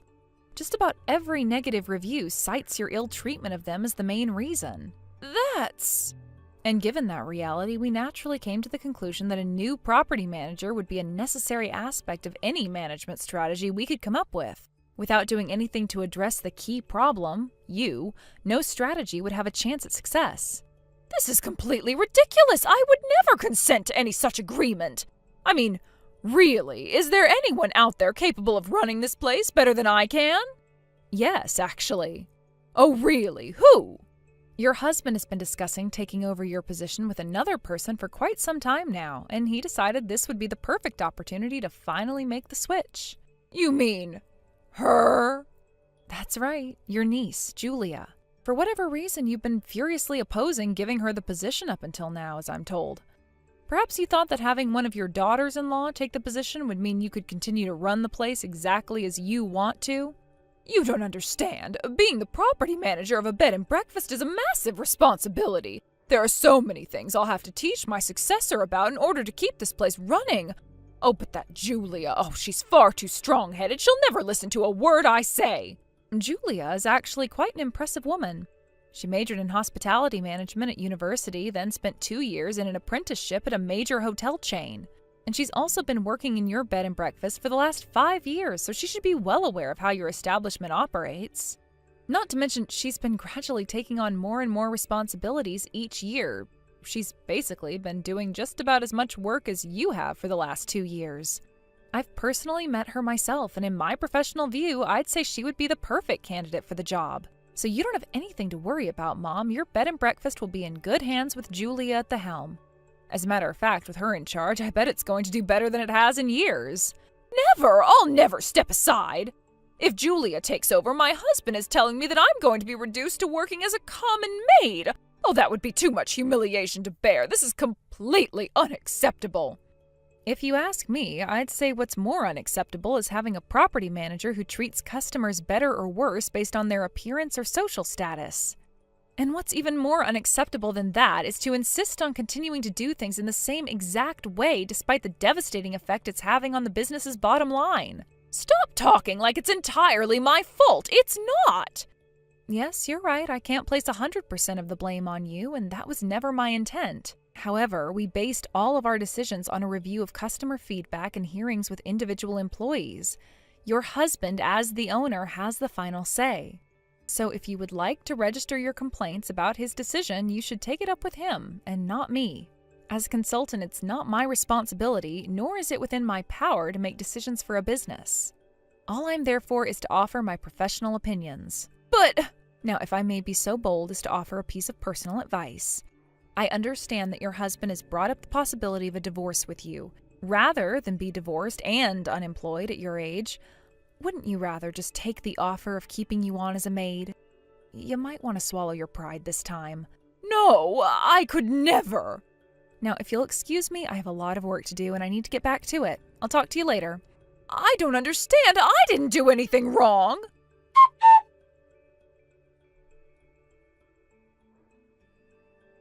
This all happened within 2 months of me getting married to my husband. While all this was going on, my husband, who was also an employee of the bed and breakfast, was making some moves in the background. Doing a complete overhaul on their management strategy was actually his idea in the first place, and his mother came up in a lot of their discussions. His dad held out hope that she would come to see the error of her ways, but alas. A few days later, her husband divorced her. She turned down his offer of keeping her on as a maid, so she went back to her hometown to live with her relatives. She started looking for work in the hospitality industry, and she made sure to highlight her year of experience running her bed and breakfast. However, she was never quite able to come up with a convincing story when she was asked about why she quit her previous position, which created a lot of suspicion in her interviewers. She eventually removed that from her resume entirely and started applying for lower-level positions that she once thought were beneath her, but now they're all she can hope for. Thank you for watching. Please subscribe and hit the like button. See you next time.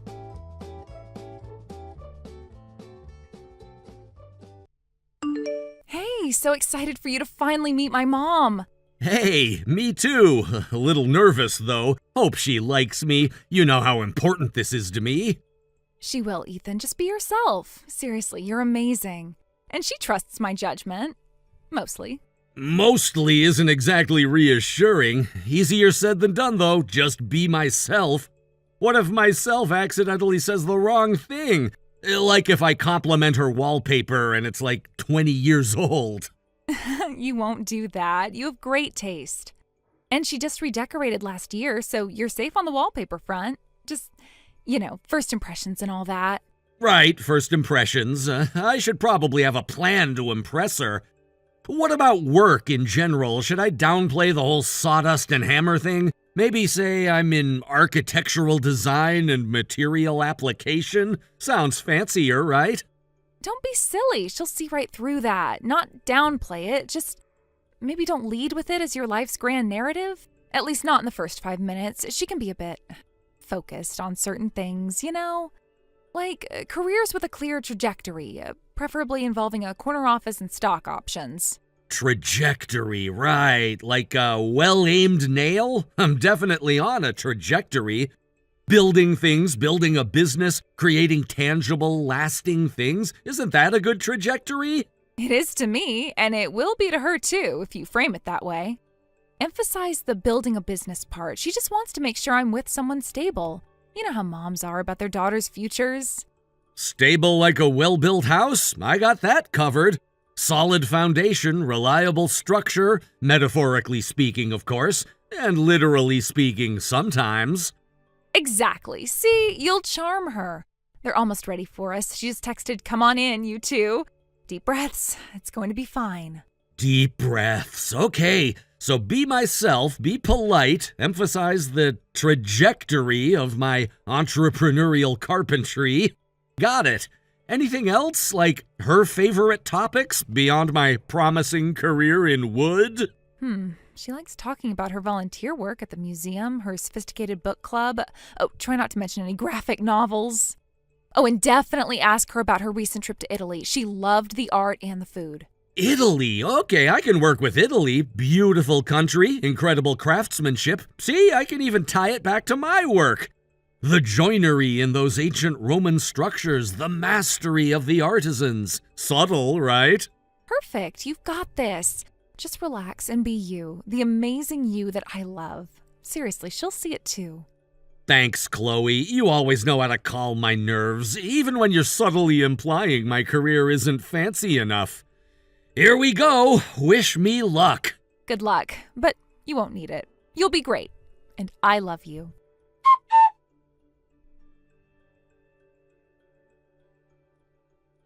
Chloe, darling, a quick word. Hey, Mom. Everything okay? You seem a little intense.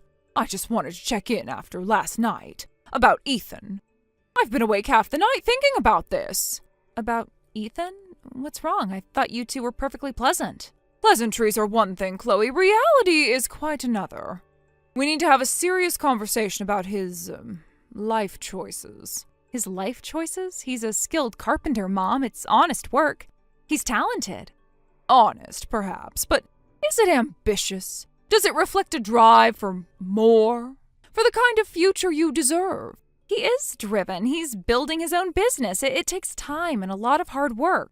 Hard work is admirable, dear, but it doesn't always translate into the kind of financial security that ensures a comfortable life. Let's be frank. He makes a decent living. He's not exactly struggling. Decent isn't the standard I envision for my daughter, Chloe. You deserve someone who aims for the top, not just getting by. That's unfair. He has goals. He wants to expand his business, hire people. Expanding a carpentry business. The scale is inherently limited, isn't it? Compared to someone in finance or tech or even management. He's creative. He makes beautiful things. It's a valuable skill. Valuable as a hobby, perhaps, but as a primary source of income for a family? I have serious doubts. You're being so judgmental. You don't even know him. I see the limitations of his chosen field, Chloe. The physical demands, the potential for inconsistent income, the lack of significant upward mobility. He's smart. He could do other things if he wanted to. He chose carpentry because he enjoys it. Enjoyment doesn't pay the bills, Chloe. Passion doesn't fund a comfortable retirement. You need to be realistic about these things. But he's a good guy, Mom. He treats me well. Being a good guy is the bare minimum, darling.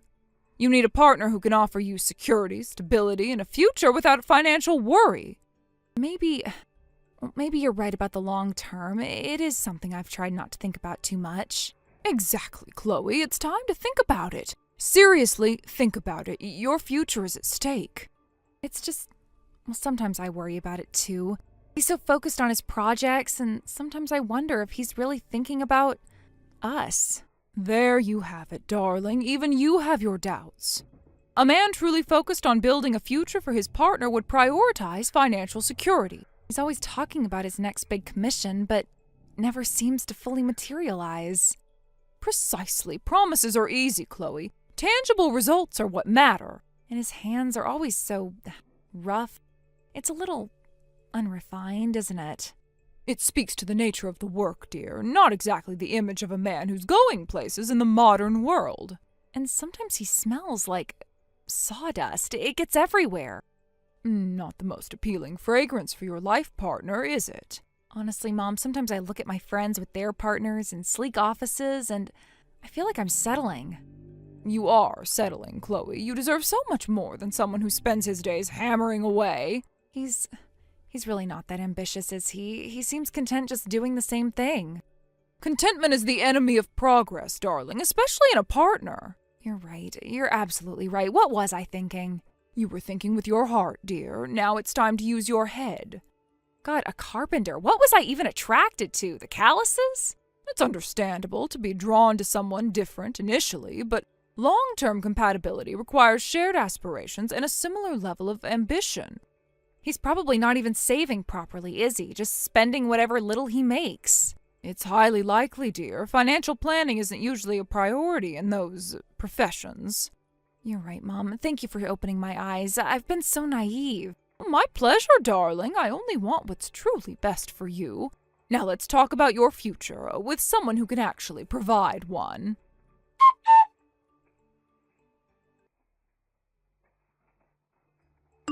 Ethan, I need to talk to you. Can we meet up? This is important. Hey, Chloe. Yeah, sure. What's up? Everything okay? You sound really off, like something's wrong. Something is wrong, Ethan. That's why I need to talk to you. But maybe we should just do this here. It's probably easier to just say it. Easier for whom, Chloe? Because my stomach just dropped. What is it? Just tell me, please. Ethan, I think we need to break up. I don't see a future for us anymore. Break up? What? Chloe, just yesterday we were talking about moving in together next year. We were looking at neighborhoods. Where is this coming from? What happened? I've been doing a lot of thinking, Ethan. Really thinking about what I want, what I need in the long run. And I've realized that we're fundamentally different. Our paths are going in different directions. Different directions? We're going in the direction of building a life together. That's what we talked about. That's what I thought we were working towards. What changed so suddenly? Please just explain it to me. I need someone who's more established, Ethan. Someone who can offer me a more secure future. A future that my family, that I envision for myself. Your family. Let me guess. This is about your mother, isn't it? I knew she wasn't thrilled about me being a carpenter. I felt it that night. She looked right through me. That's not fair. My mother was perfectly polite. She was just trying to get to know you. You're being paranoid. Paranoid? No, Chloe, I'm being realistic. I saw the way she looked at my hands when she mentioned my work, the subtle way she asked about my long-term prospects. She thinks I'm not good enough for you, and now apparently you agree with her. Stop it, Ethan. That's not what this is about. My mother cares about my well-being. She just wants me to be secure and happy. Is that so wrong? Secure and happy according to her definition, Chloe, which involves marrying someone with a fancy job title and a fat bank account. This isn't about your genuine happiness. It's about her social standing. She's an elitist and you're letting her dictate your entire life. That's a horrible thing to say. She loves me. She just wants what's best for me. Can you honestly not see that? And you don't think I want what's best for you? I love you, Chloe. I was building a future with you, brick by metaphorical brick. But apparently that's not good enough for Queen Eleanor. Don't call her that. She's my mother. She has my best interests at heart. She's just more practical about these things. Maybe she sees things more clearly than I do about what I need in a partner for the long haul. So, you're just gonna throw away everything we have because your mother, in her infinite wisdom, has decided I'm not up to snuff? You're letting her opinion completely erase what we've built?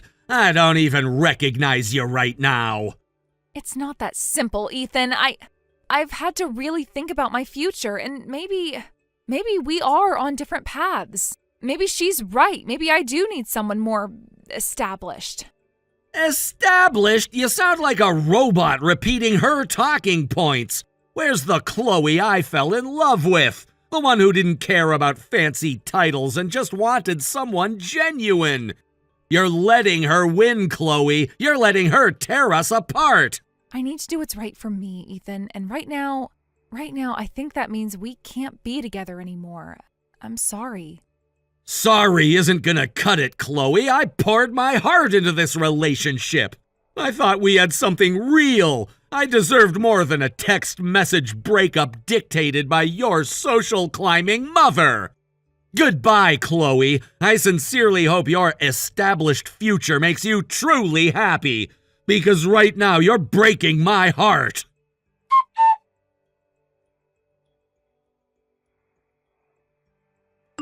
Eleanor, it's Ethan. Chloe just broke up with me, and we both know why.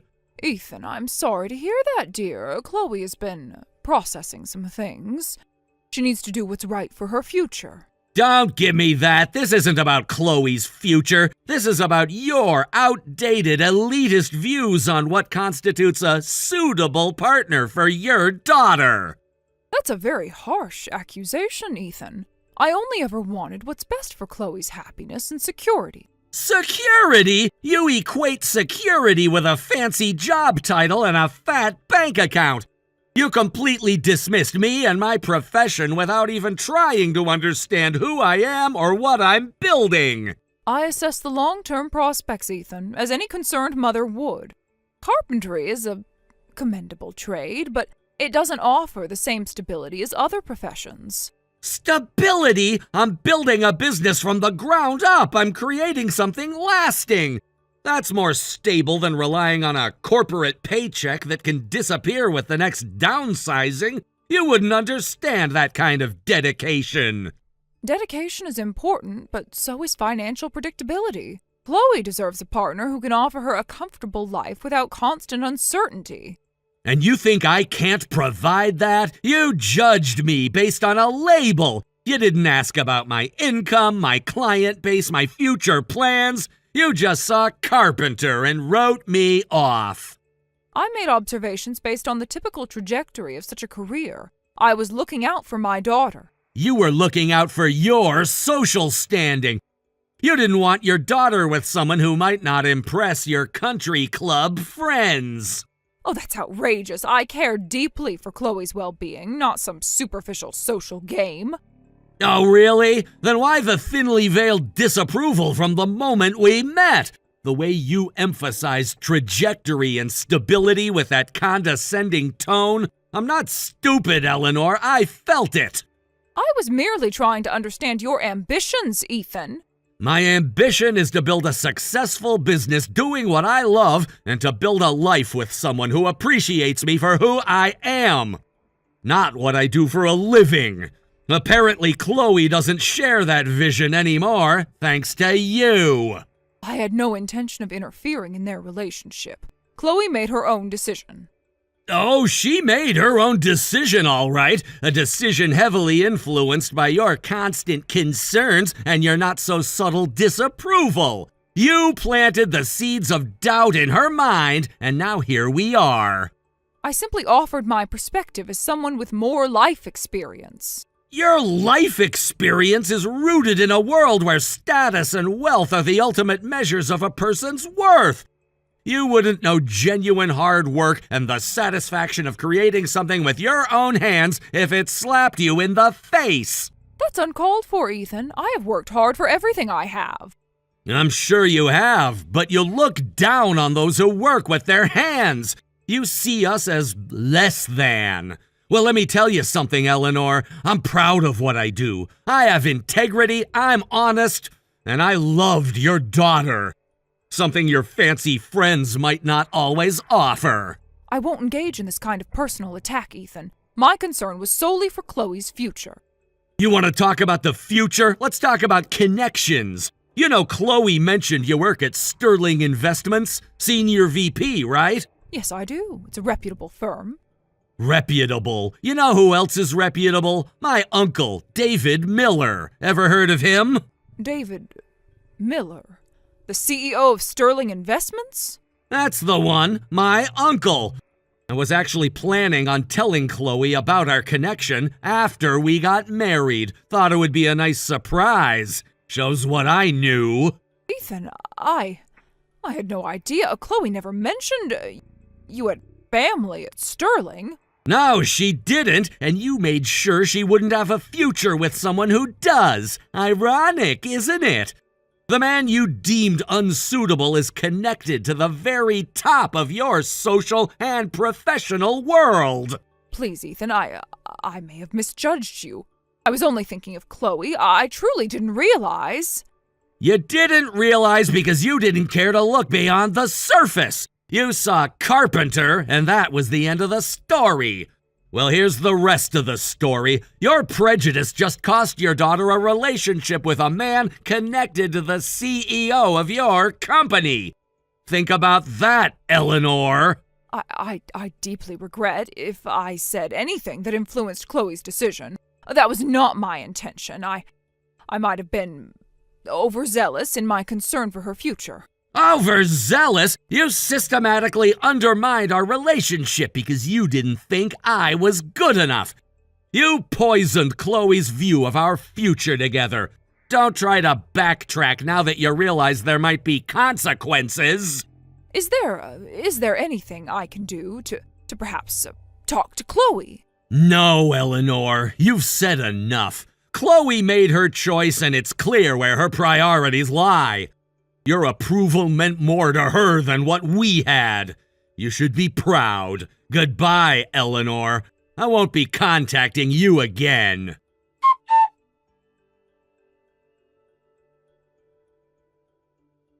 Ethan, please, can we talk? I made a mistake, a huge one.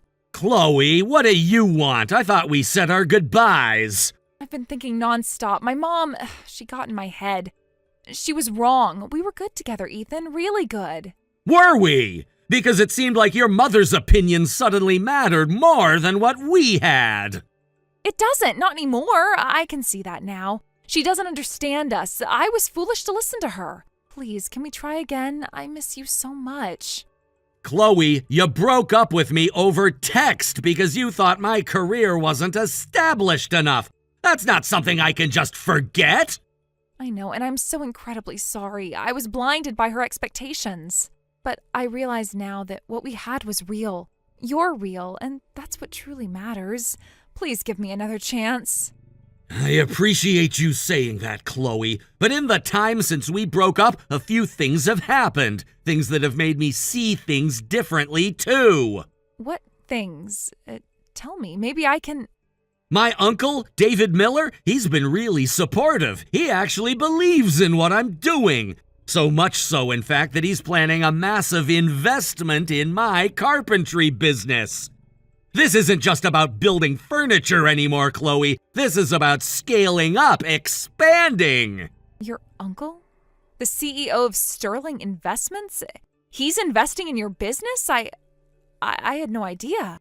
No, you didn't. And frankly, after the way you and your mother treated me, I don't think it's something you deserve to be a part of. I'm moving forward, Chloe, with or without your mother's approval.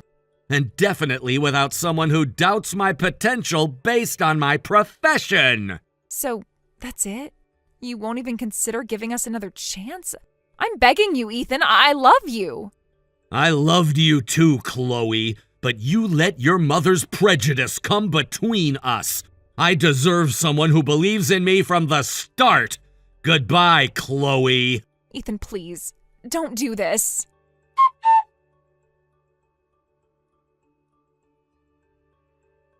Life moved on pretty quickly after that last text from Chloe. My uncle's investment was a game changer. Miller and Son Carpentry went from a small workshop to a thriving business, just like I always envisioned.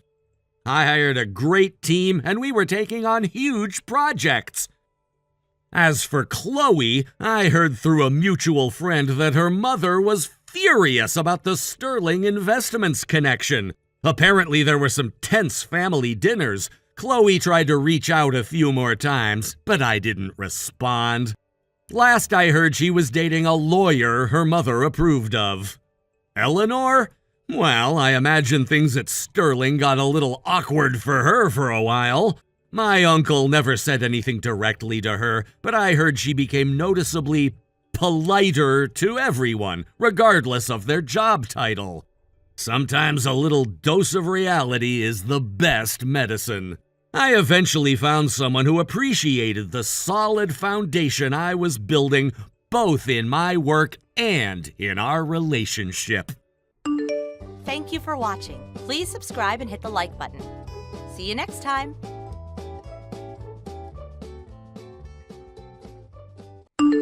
Hey there, Bruno. Wow, it's been ages, huh? How have you been? It's gotta be, 5 years since we broke up? Time really flies, doesn't it? Hey, Bruno, are you there? I wanted to talk to you about something crazy. So I was scrolling through a news site the other day, and guess what I saw? They were doing a special feature on young entrepreneurs. And there you were. They had a photo of you and everything. At first, I was like, wait, no way. But then I was like, oh my God, that's definitely him. I kept reading and it said you're an actual CEO right now. Like, that means you're super important, right? And then they were all talking about how super successful your company is. You guys make $5 million a year? That's amazing. I actually gasped out loud. You know, I always said you had potential. Looks like I was right, huh? Bruno, hello? I mean, come on, don't you think this kind of message deserves a reply? Your ex-girlfriend is over here, reaching out, wanting to talk to you. That's kind of rare, don't you think? And you're still not reading these? You're probably just not checking your phone, right? That must be it. Because the mega serious and responsible Bruno I know, there's no way he'd just leave me on red. I mean, like, this is me we're talking about, right? Maybe this was bad timing. Oh well, I'll try again tomorrow. Talk to you later, Snickums. Mwah.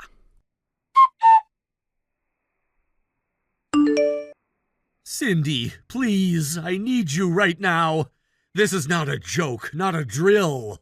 Whoa there, Bruno. Let's take a chill pill, okay? You're scaring me. What happened? Are you okay? Did someone die?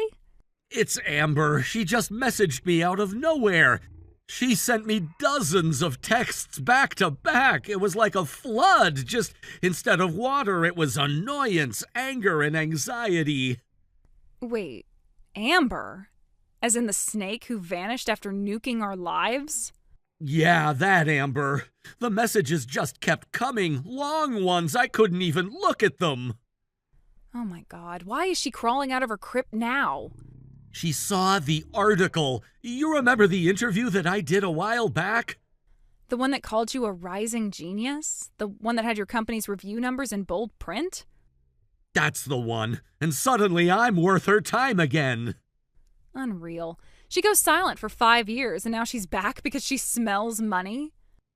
I didn't open her texts, just caught the previews and the notifications. That was more than enough.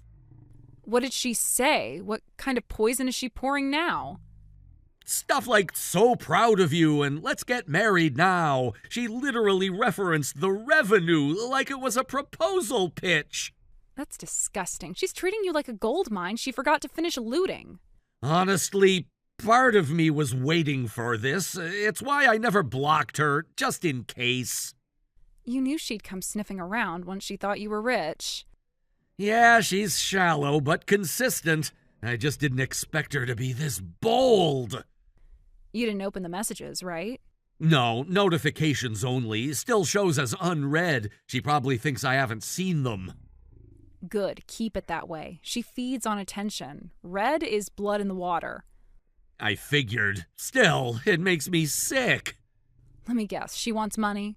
She didn't say it outright, but come on. She actually brought up the specific $5 million figure they had in the paper. Now I'm suddenly soulmate material, I guess. Pathetic. How dare she slither back after what she did to both of us? I honestly don't think she remembers. Like, stealing your fiancé was just a side quest. Yeah, trust me, I remember every last detail. But people like her, they never do. They rewrite the past so they can sleep at night.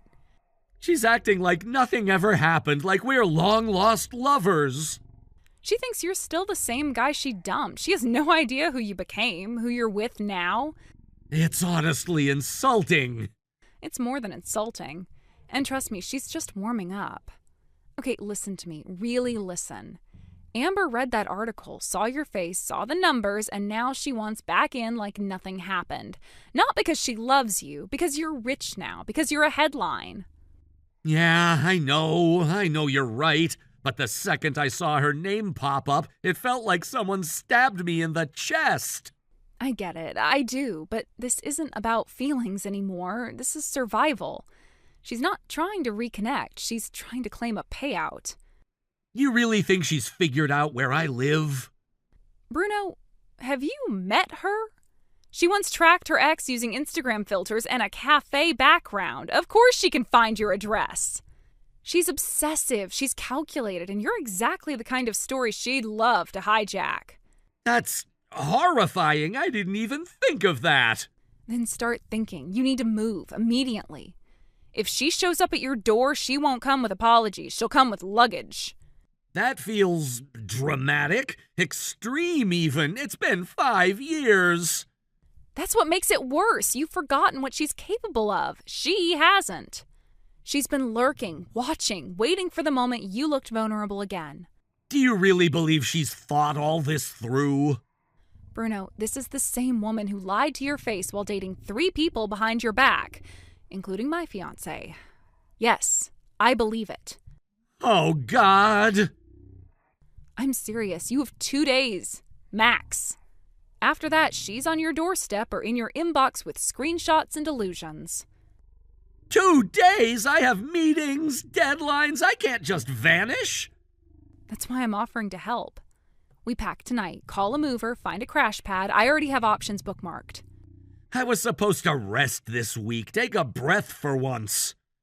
Well, change of plans. You're now speed running a getaway. Welcome to emotional self-defense. I don't even have a new place lined up. Oh, that's cute. You think I didn't prepare for this exact disaster? I've had an emergency list since she messaged me last year. Wait, she messaged you too? Yep, out of the blue, one fake friendly text. I blocked her in 2 seconds. That was all I needed to see.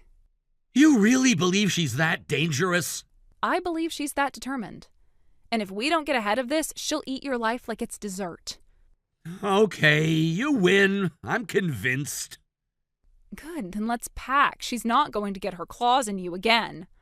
I can't believe this is actually happening. Believe it, and get moving.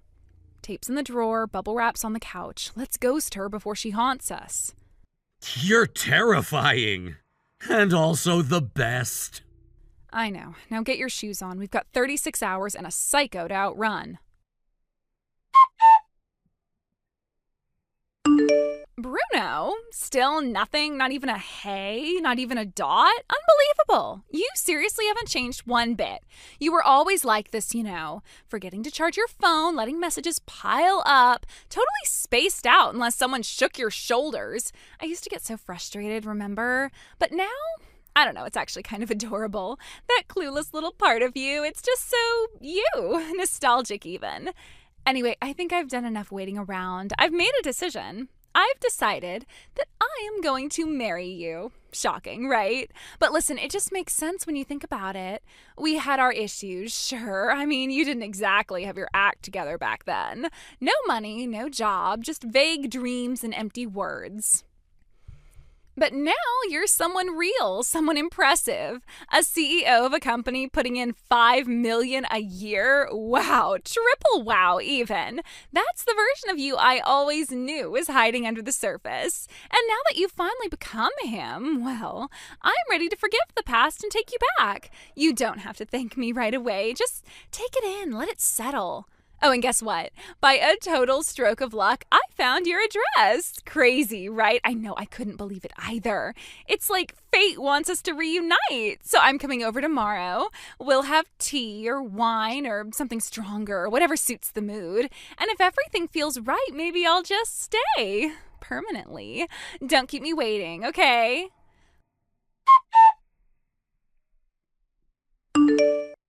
Bruno, still no reply. This is getting kind of silly, don't you think? Like, seriously, it's been days now, and you still haven't even read any of my texts. What in the world is even going on here? I mean, come on, there's no way you haven't at least glanced at them by now. Oh, I get it. You're pretending you haven't seen them. You're planning some kind of romantic surprise, right? Oh, that's just like you. You're always so dramatic, but honestly, I'm touched. That's enough playing around, though. Let's get serious.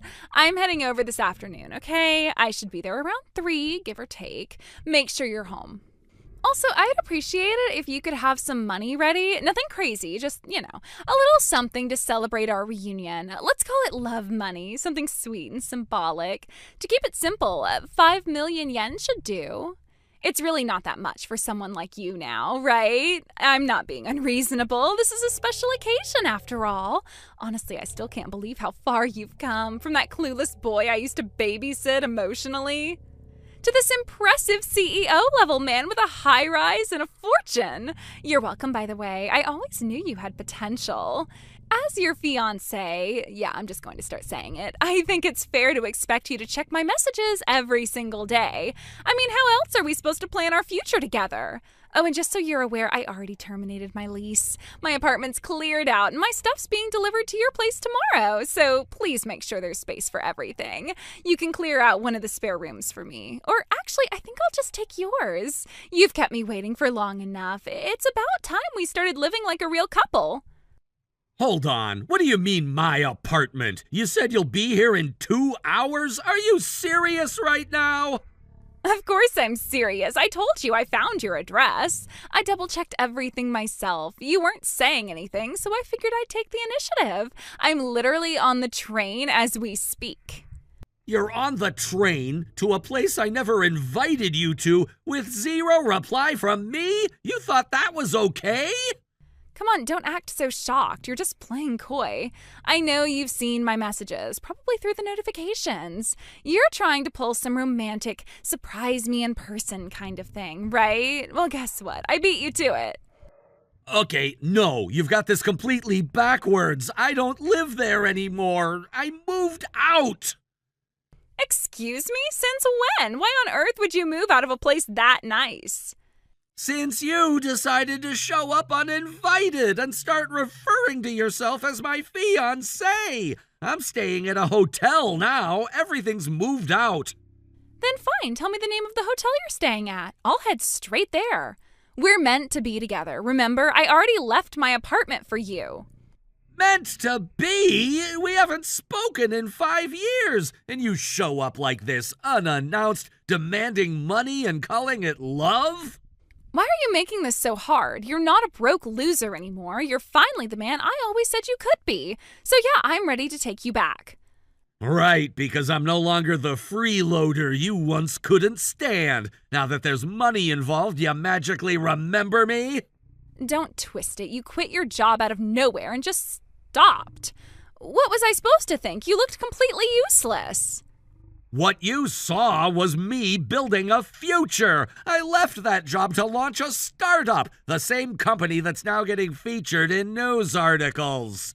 Wait, what? Are you, for real right now? Yeah, I told you as much back then. You just never cared enough to listen. You thought I was some useless dropout? I quit that job because I was building something. That company you read about, the one with the article and the photos, I helped create that from the ground up. Wait, what are you talking about? You quit to start a company? Yeah, me and 3 college friends, we founded it together. It's right there in the article if you bothered to read beyond the headline. I didn't know that. I seriously didn't. I thought you just checked out, that you gave up. You never told me. I did tell you. I told you over dinner, remember? The night you rolled your eyes, called me pathetic, and stormed out halfway through the appetizer? That's not fair. You didn't explain anything clearly. You just said you were quitting. You didn't say it was part of some plan. I thought you were turning into one of those bitter unemployed guys who sits at home all day. You didn't give me the chance. You heard the word quit and tuned out everything that came after. You already decided who I was and walked out like I was garbage. Okay, maybe I jumped to conclusions, but can you really blame me? You weren't exactly great at communicating back then. No, you just weren't interested unless I was already successful. That's not true. Look, the past is the past, right? We were both immature, we both made mistakes, but now we're different. You've grown into someone incredible, and I've been thinking about everything. Let's start over. I mean it. Let's get married. For real this time. No more misunderstandings, no more walking away. Let's just do it. You and me. Clean slate. You really think we can just wipe the slate clean after everything you did? It's not like I meant to hurt anyone. People grow apart. That happens. You didn't just grow apart. You dumped me because you thought I had no future. You called me a leech and walked out without even hearing me out. Then what, 2 weeks later, you hooked up with my sister's fiancé? It wasn't like that. He and I just clicked. Right, until you found someone richer. You hadn't even been officially dating each other for 2 months before you broke up with him and hooked up with my friend Hoshina's husband. Another person's life you blew apart like it was nothing. That wasn't my fault. They weren't happy anyway. Besides, if you think about it, I was just finding someone who suited me better. You mean richer, more powerful, easier to show off. You collect people like their handbags and toss them out when they don't shine enough. You're twisting everything. No, I'm remembering it exactly as it happened. You left wreckage behind every time you moved on. So tell me, how does it feel to live by stealing what isn't yours? I never stole anything. I just followed my heart. Then listen to mine. I don't want you. Not now, not ever. I'd rather be alone than ever go back to you. This is so totally insane. Why are you being so stubborn? I heard that you were finally worth my time, so I decided to give you the privilege of being my husband. A CEO like you should be begging for a hot trophy wife like me. Actually, let me clear something up. I'm not the CEO. What are you talking about? The article said you were a top executive. I am. I'm the CFO. But the actual CEO, the one running the company day to day, that's Hoshina. You've got to be joking. Hoshina? You mean that sad little woman I ran circles around back in the day? The one I humiliated without even trying? Yeah, her. That sad little woman is my fiancé. She's the one I trust, the one who built the company beside me, the one who never gave up on me when things were hard. You have lost your mind. I came back for you. I gave you the chance of a lifetime. And you're throwing it away for some washed-up second-hand woman you used to pity? You didn't come back for me. You came back for a number on a screen, for a title, a status symbol. You never once asked how I was. You just assumed you still had a claim. Don't act like I'm nobody. Do you have any idea how many men would kill to be with me? And yet here I am, offering you a second chance. Most people would grovel for that, and you're telling me no? That's exactly what I'm telling you. I'm not groveling. I'm not begging. I'm saying no. Firmly. Finally. Unreal. You're seriously choosing her over me? You're throwing me away? You were never mine to throw away. You walked out. I just made sure the door stayed closed.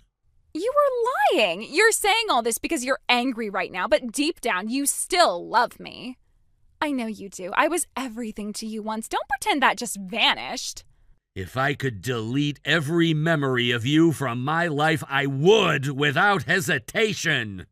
Unbelievable. After everything I gave up for you, I cut ties with my family. I ended my lease. I packed up my entire life. I moved over here for you. I never asked you to. I did it because I believed in us. And do you know how much I spent getting ready?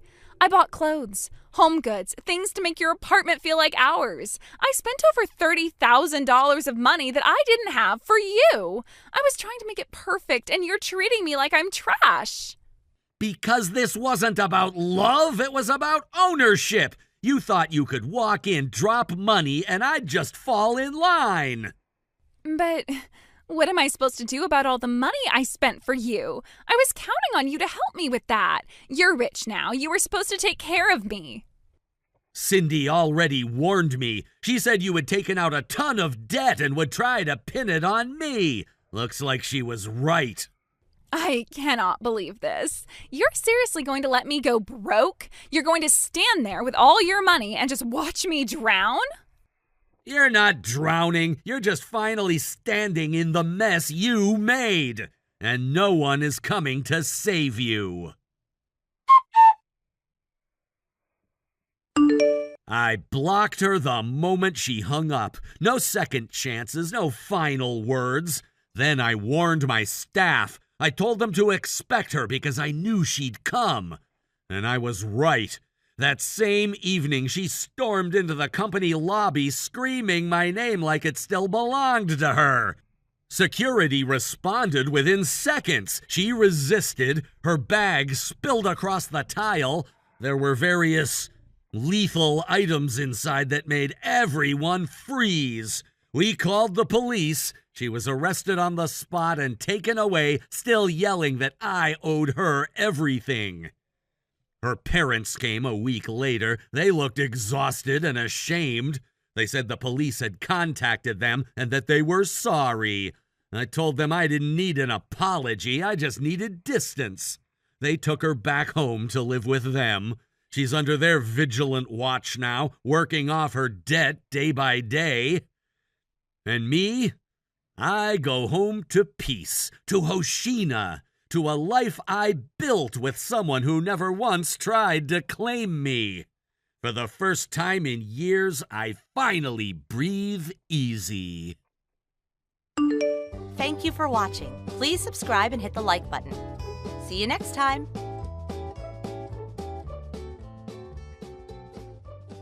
Lily, it's been 3 years, huh? How are you doing? Are you alive? Don't tell me you've given up on life. Why are you texting me all of a sudden? How dare you text me again? Oh, you're alive. What do you want? I thought I should tell you this news. What news? I'm getting married to Evan! Oh, about that. Huh? You already knew about it? Yes. You've been bragging about it all over the place, Allie, saying you're holding a wedding worth $50K. Oh. Well, you're right. Evan and I are gonna hold a wedding worth $50K. Where did you find all that money? Huh? Why? You both had to pay me a total of $10,000 and $100,000 for compensation, but you had money left to hold a wedding? Oh, about that. It's true that we were broke after you ripped us off in the name of compensation, but my dad passed away the other day. Really? Oh no, I'm sorry for your loss. Come on, I don't need you to comfort me. I was so lucky because I inherited a lot from him. Huh? So we decided to take advantage of our situation and hold an extravagant wedding. Okay, I see. Well, if you knew already, I'll just get to the point. I'll send out the invitation soon, so I hope you can come. What? Wait, you're planning to invite me? Of course. No, wait, who would invite the ex-wife of the groom? Hear me out. I'm inviting all the club members from college, and if I don't invite you despite you being one of them, doesn't that seem weird? All of them basically know that Evan and I were once a married couple. If I go, they'll look at me with curiosity. I don't want to go. So, I thought it would be a great occasion to appeal that we've gotten over everything and our friendship is back. Huh? I told everyone that already, so you can come without worrying about a thing. I'm not going. Don't say that. First of all, we're not back to being friends. Our friendship is gone forever. I'll send you the invite soon. I told you I'm not going.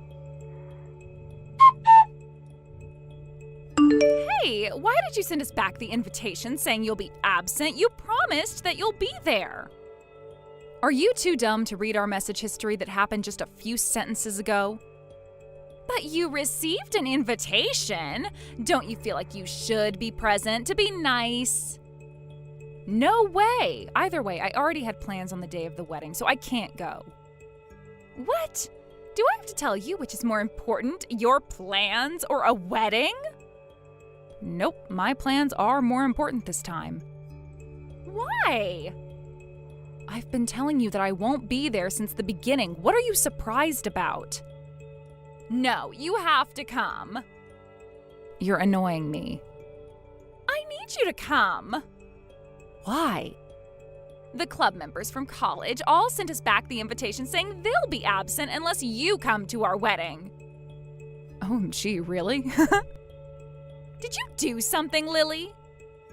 It's nothing, really. They asked me if I really got back to being friends with you and if I'm going to your wedding. So I told them everything you texted me and replied that there's no way I'm going. What? It's everyone's decision that they chose to be absent. What? What the hell did you do? Huh? The most important part is that we made up and are back to being friends. Okay, I have no other choice. I'm going to your house directly. Huh? Why? I will make you write that you're going to be present at the wedding no matter what. If I can show that to the club members who are planning to be absent, it would prove that you're coming. You think they'll also be present if you do that? Yep. I doubt it's going to work out so easily. First of all, I don't want to sign that I'll be present. I'll visit you in a few days. Don't you dare try to escape. Then let me be completely honest with you. I'm abroad on your wedding day. Really? He got a job transfer abroad, so I'm following him. On the day of your wedding, I'll already be in our new house abroad. Well, then you can just come back for my wedding. Huh? Okay, decided. Wait. Lily, what is going on? Huh? What? I'm asking you for an explanation. What about? You're gonna get married to Joseph? Huh? No way. Why would I marry that bastard? That's a big no from me. Hey, don't badmouth Joseph. What? Joseph was the most handsome out of all my exes. A normal girl like you doesn't deserve him. Give him back to me. What are you saying? I know that Joseph is your ex, but I thought you were getting married to Evan. You don't make sense. Don't change the topic. You said you were going abroad preparing for your marriage. I can take your spot. What? I can't bear it if Joseph is leaving the country. I'll give you back Evan. Joseph is mine. It's unfair that you're the only one ending up happy. I'm telling you, my boyfriend is not Joseph. How did our conversation end up this way? So you're gonna lie to me until the very end, huh? Okay then, I'll steal Joseph back from you. Calm down. You better be prepared. Lily, Joseph is mine. Huh? What is going on? To sum it up, I got back with Joseph. Huh? You guys really got back together? Yes. Now you have no other choice but to give up on getting married to Joseph. Gosh, I got blocked and I couldn't get in touch. Within 2 weeks, all this happens? What are you so surprised about? Joseph was mine and you should give him back to me. Okay, I've returned him to you. Huh? Well, it's weird to say that I returned him to you, but I guess this is why I didn't see him for the past 2 weeks. Thanks for getting rid of my stalker. Huh? Stalker? Actually, since I got a divorce with Evan, Joseph has been making a move on me. But I knew that he was after my family's money, so I never took him seriously. Family's money? It looks like Joseph is in a lot of debt. Debt? After he got to know that I would be following my boyfriend abroad after his job transfer, he started being even more annoying. Huh? Then, when Joseph was talking at the door of your house... I guess I was telling him to stop following me around when he was waiting for me in front of my house. What? I see. You misunderstood seeing that. Oh, by the way... Huh? You inherited some money from your father, right? Have you checked the the balance left in your bank account? Huh? Why do you bring that up now? I just told you that Joseph is in debt. Did you tell him about you inheriting money? Oh, I'll go check my balance right away. My balance. It was 0. Huh? The money in my bank account. I used to have nearly 200K, but it's all gone now. Oh, I knew it. What should I do? I can't pay for my wedding now. Right, it was scheduled for the beginning of next month, right?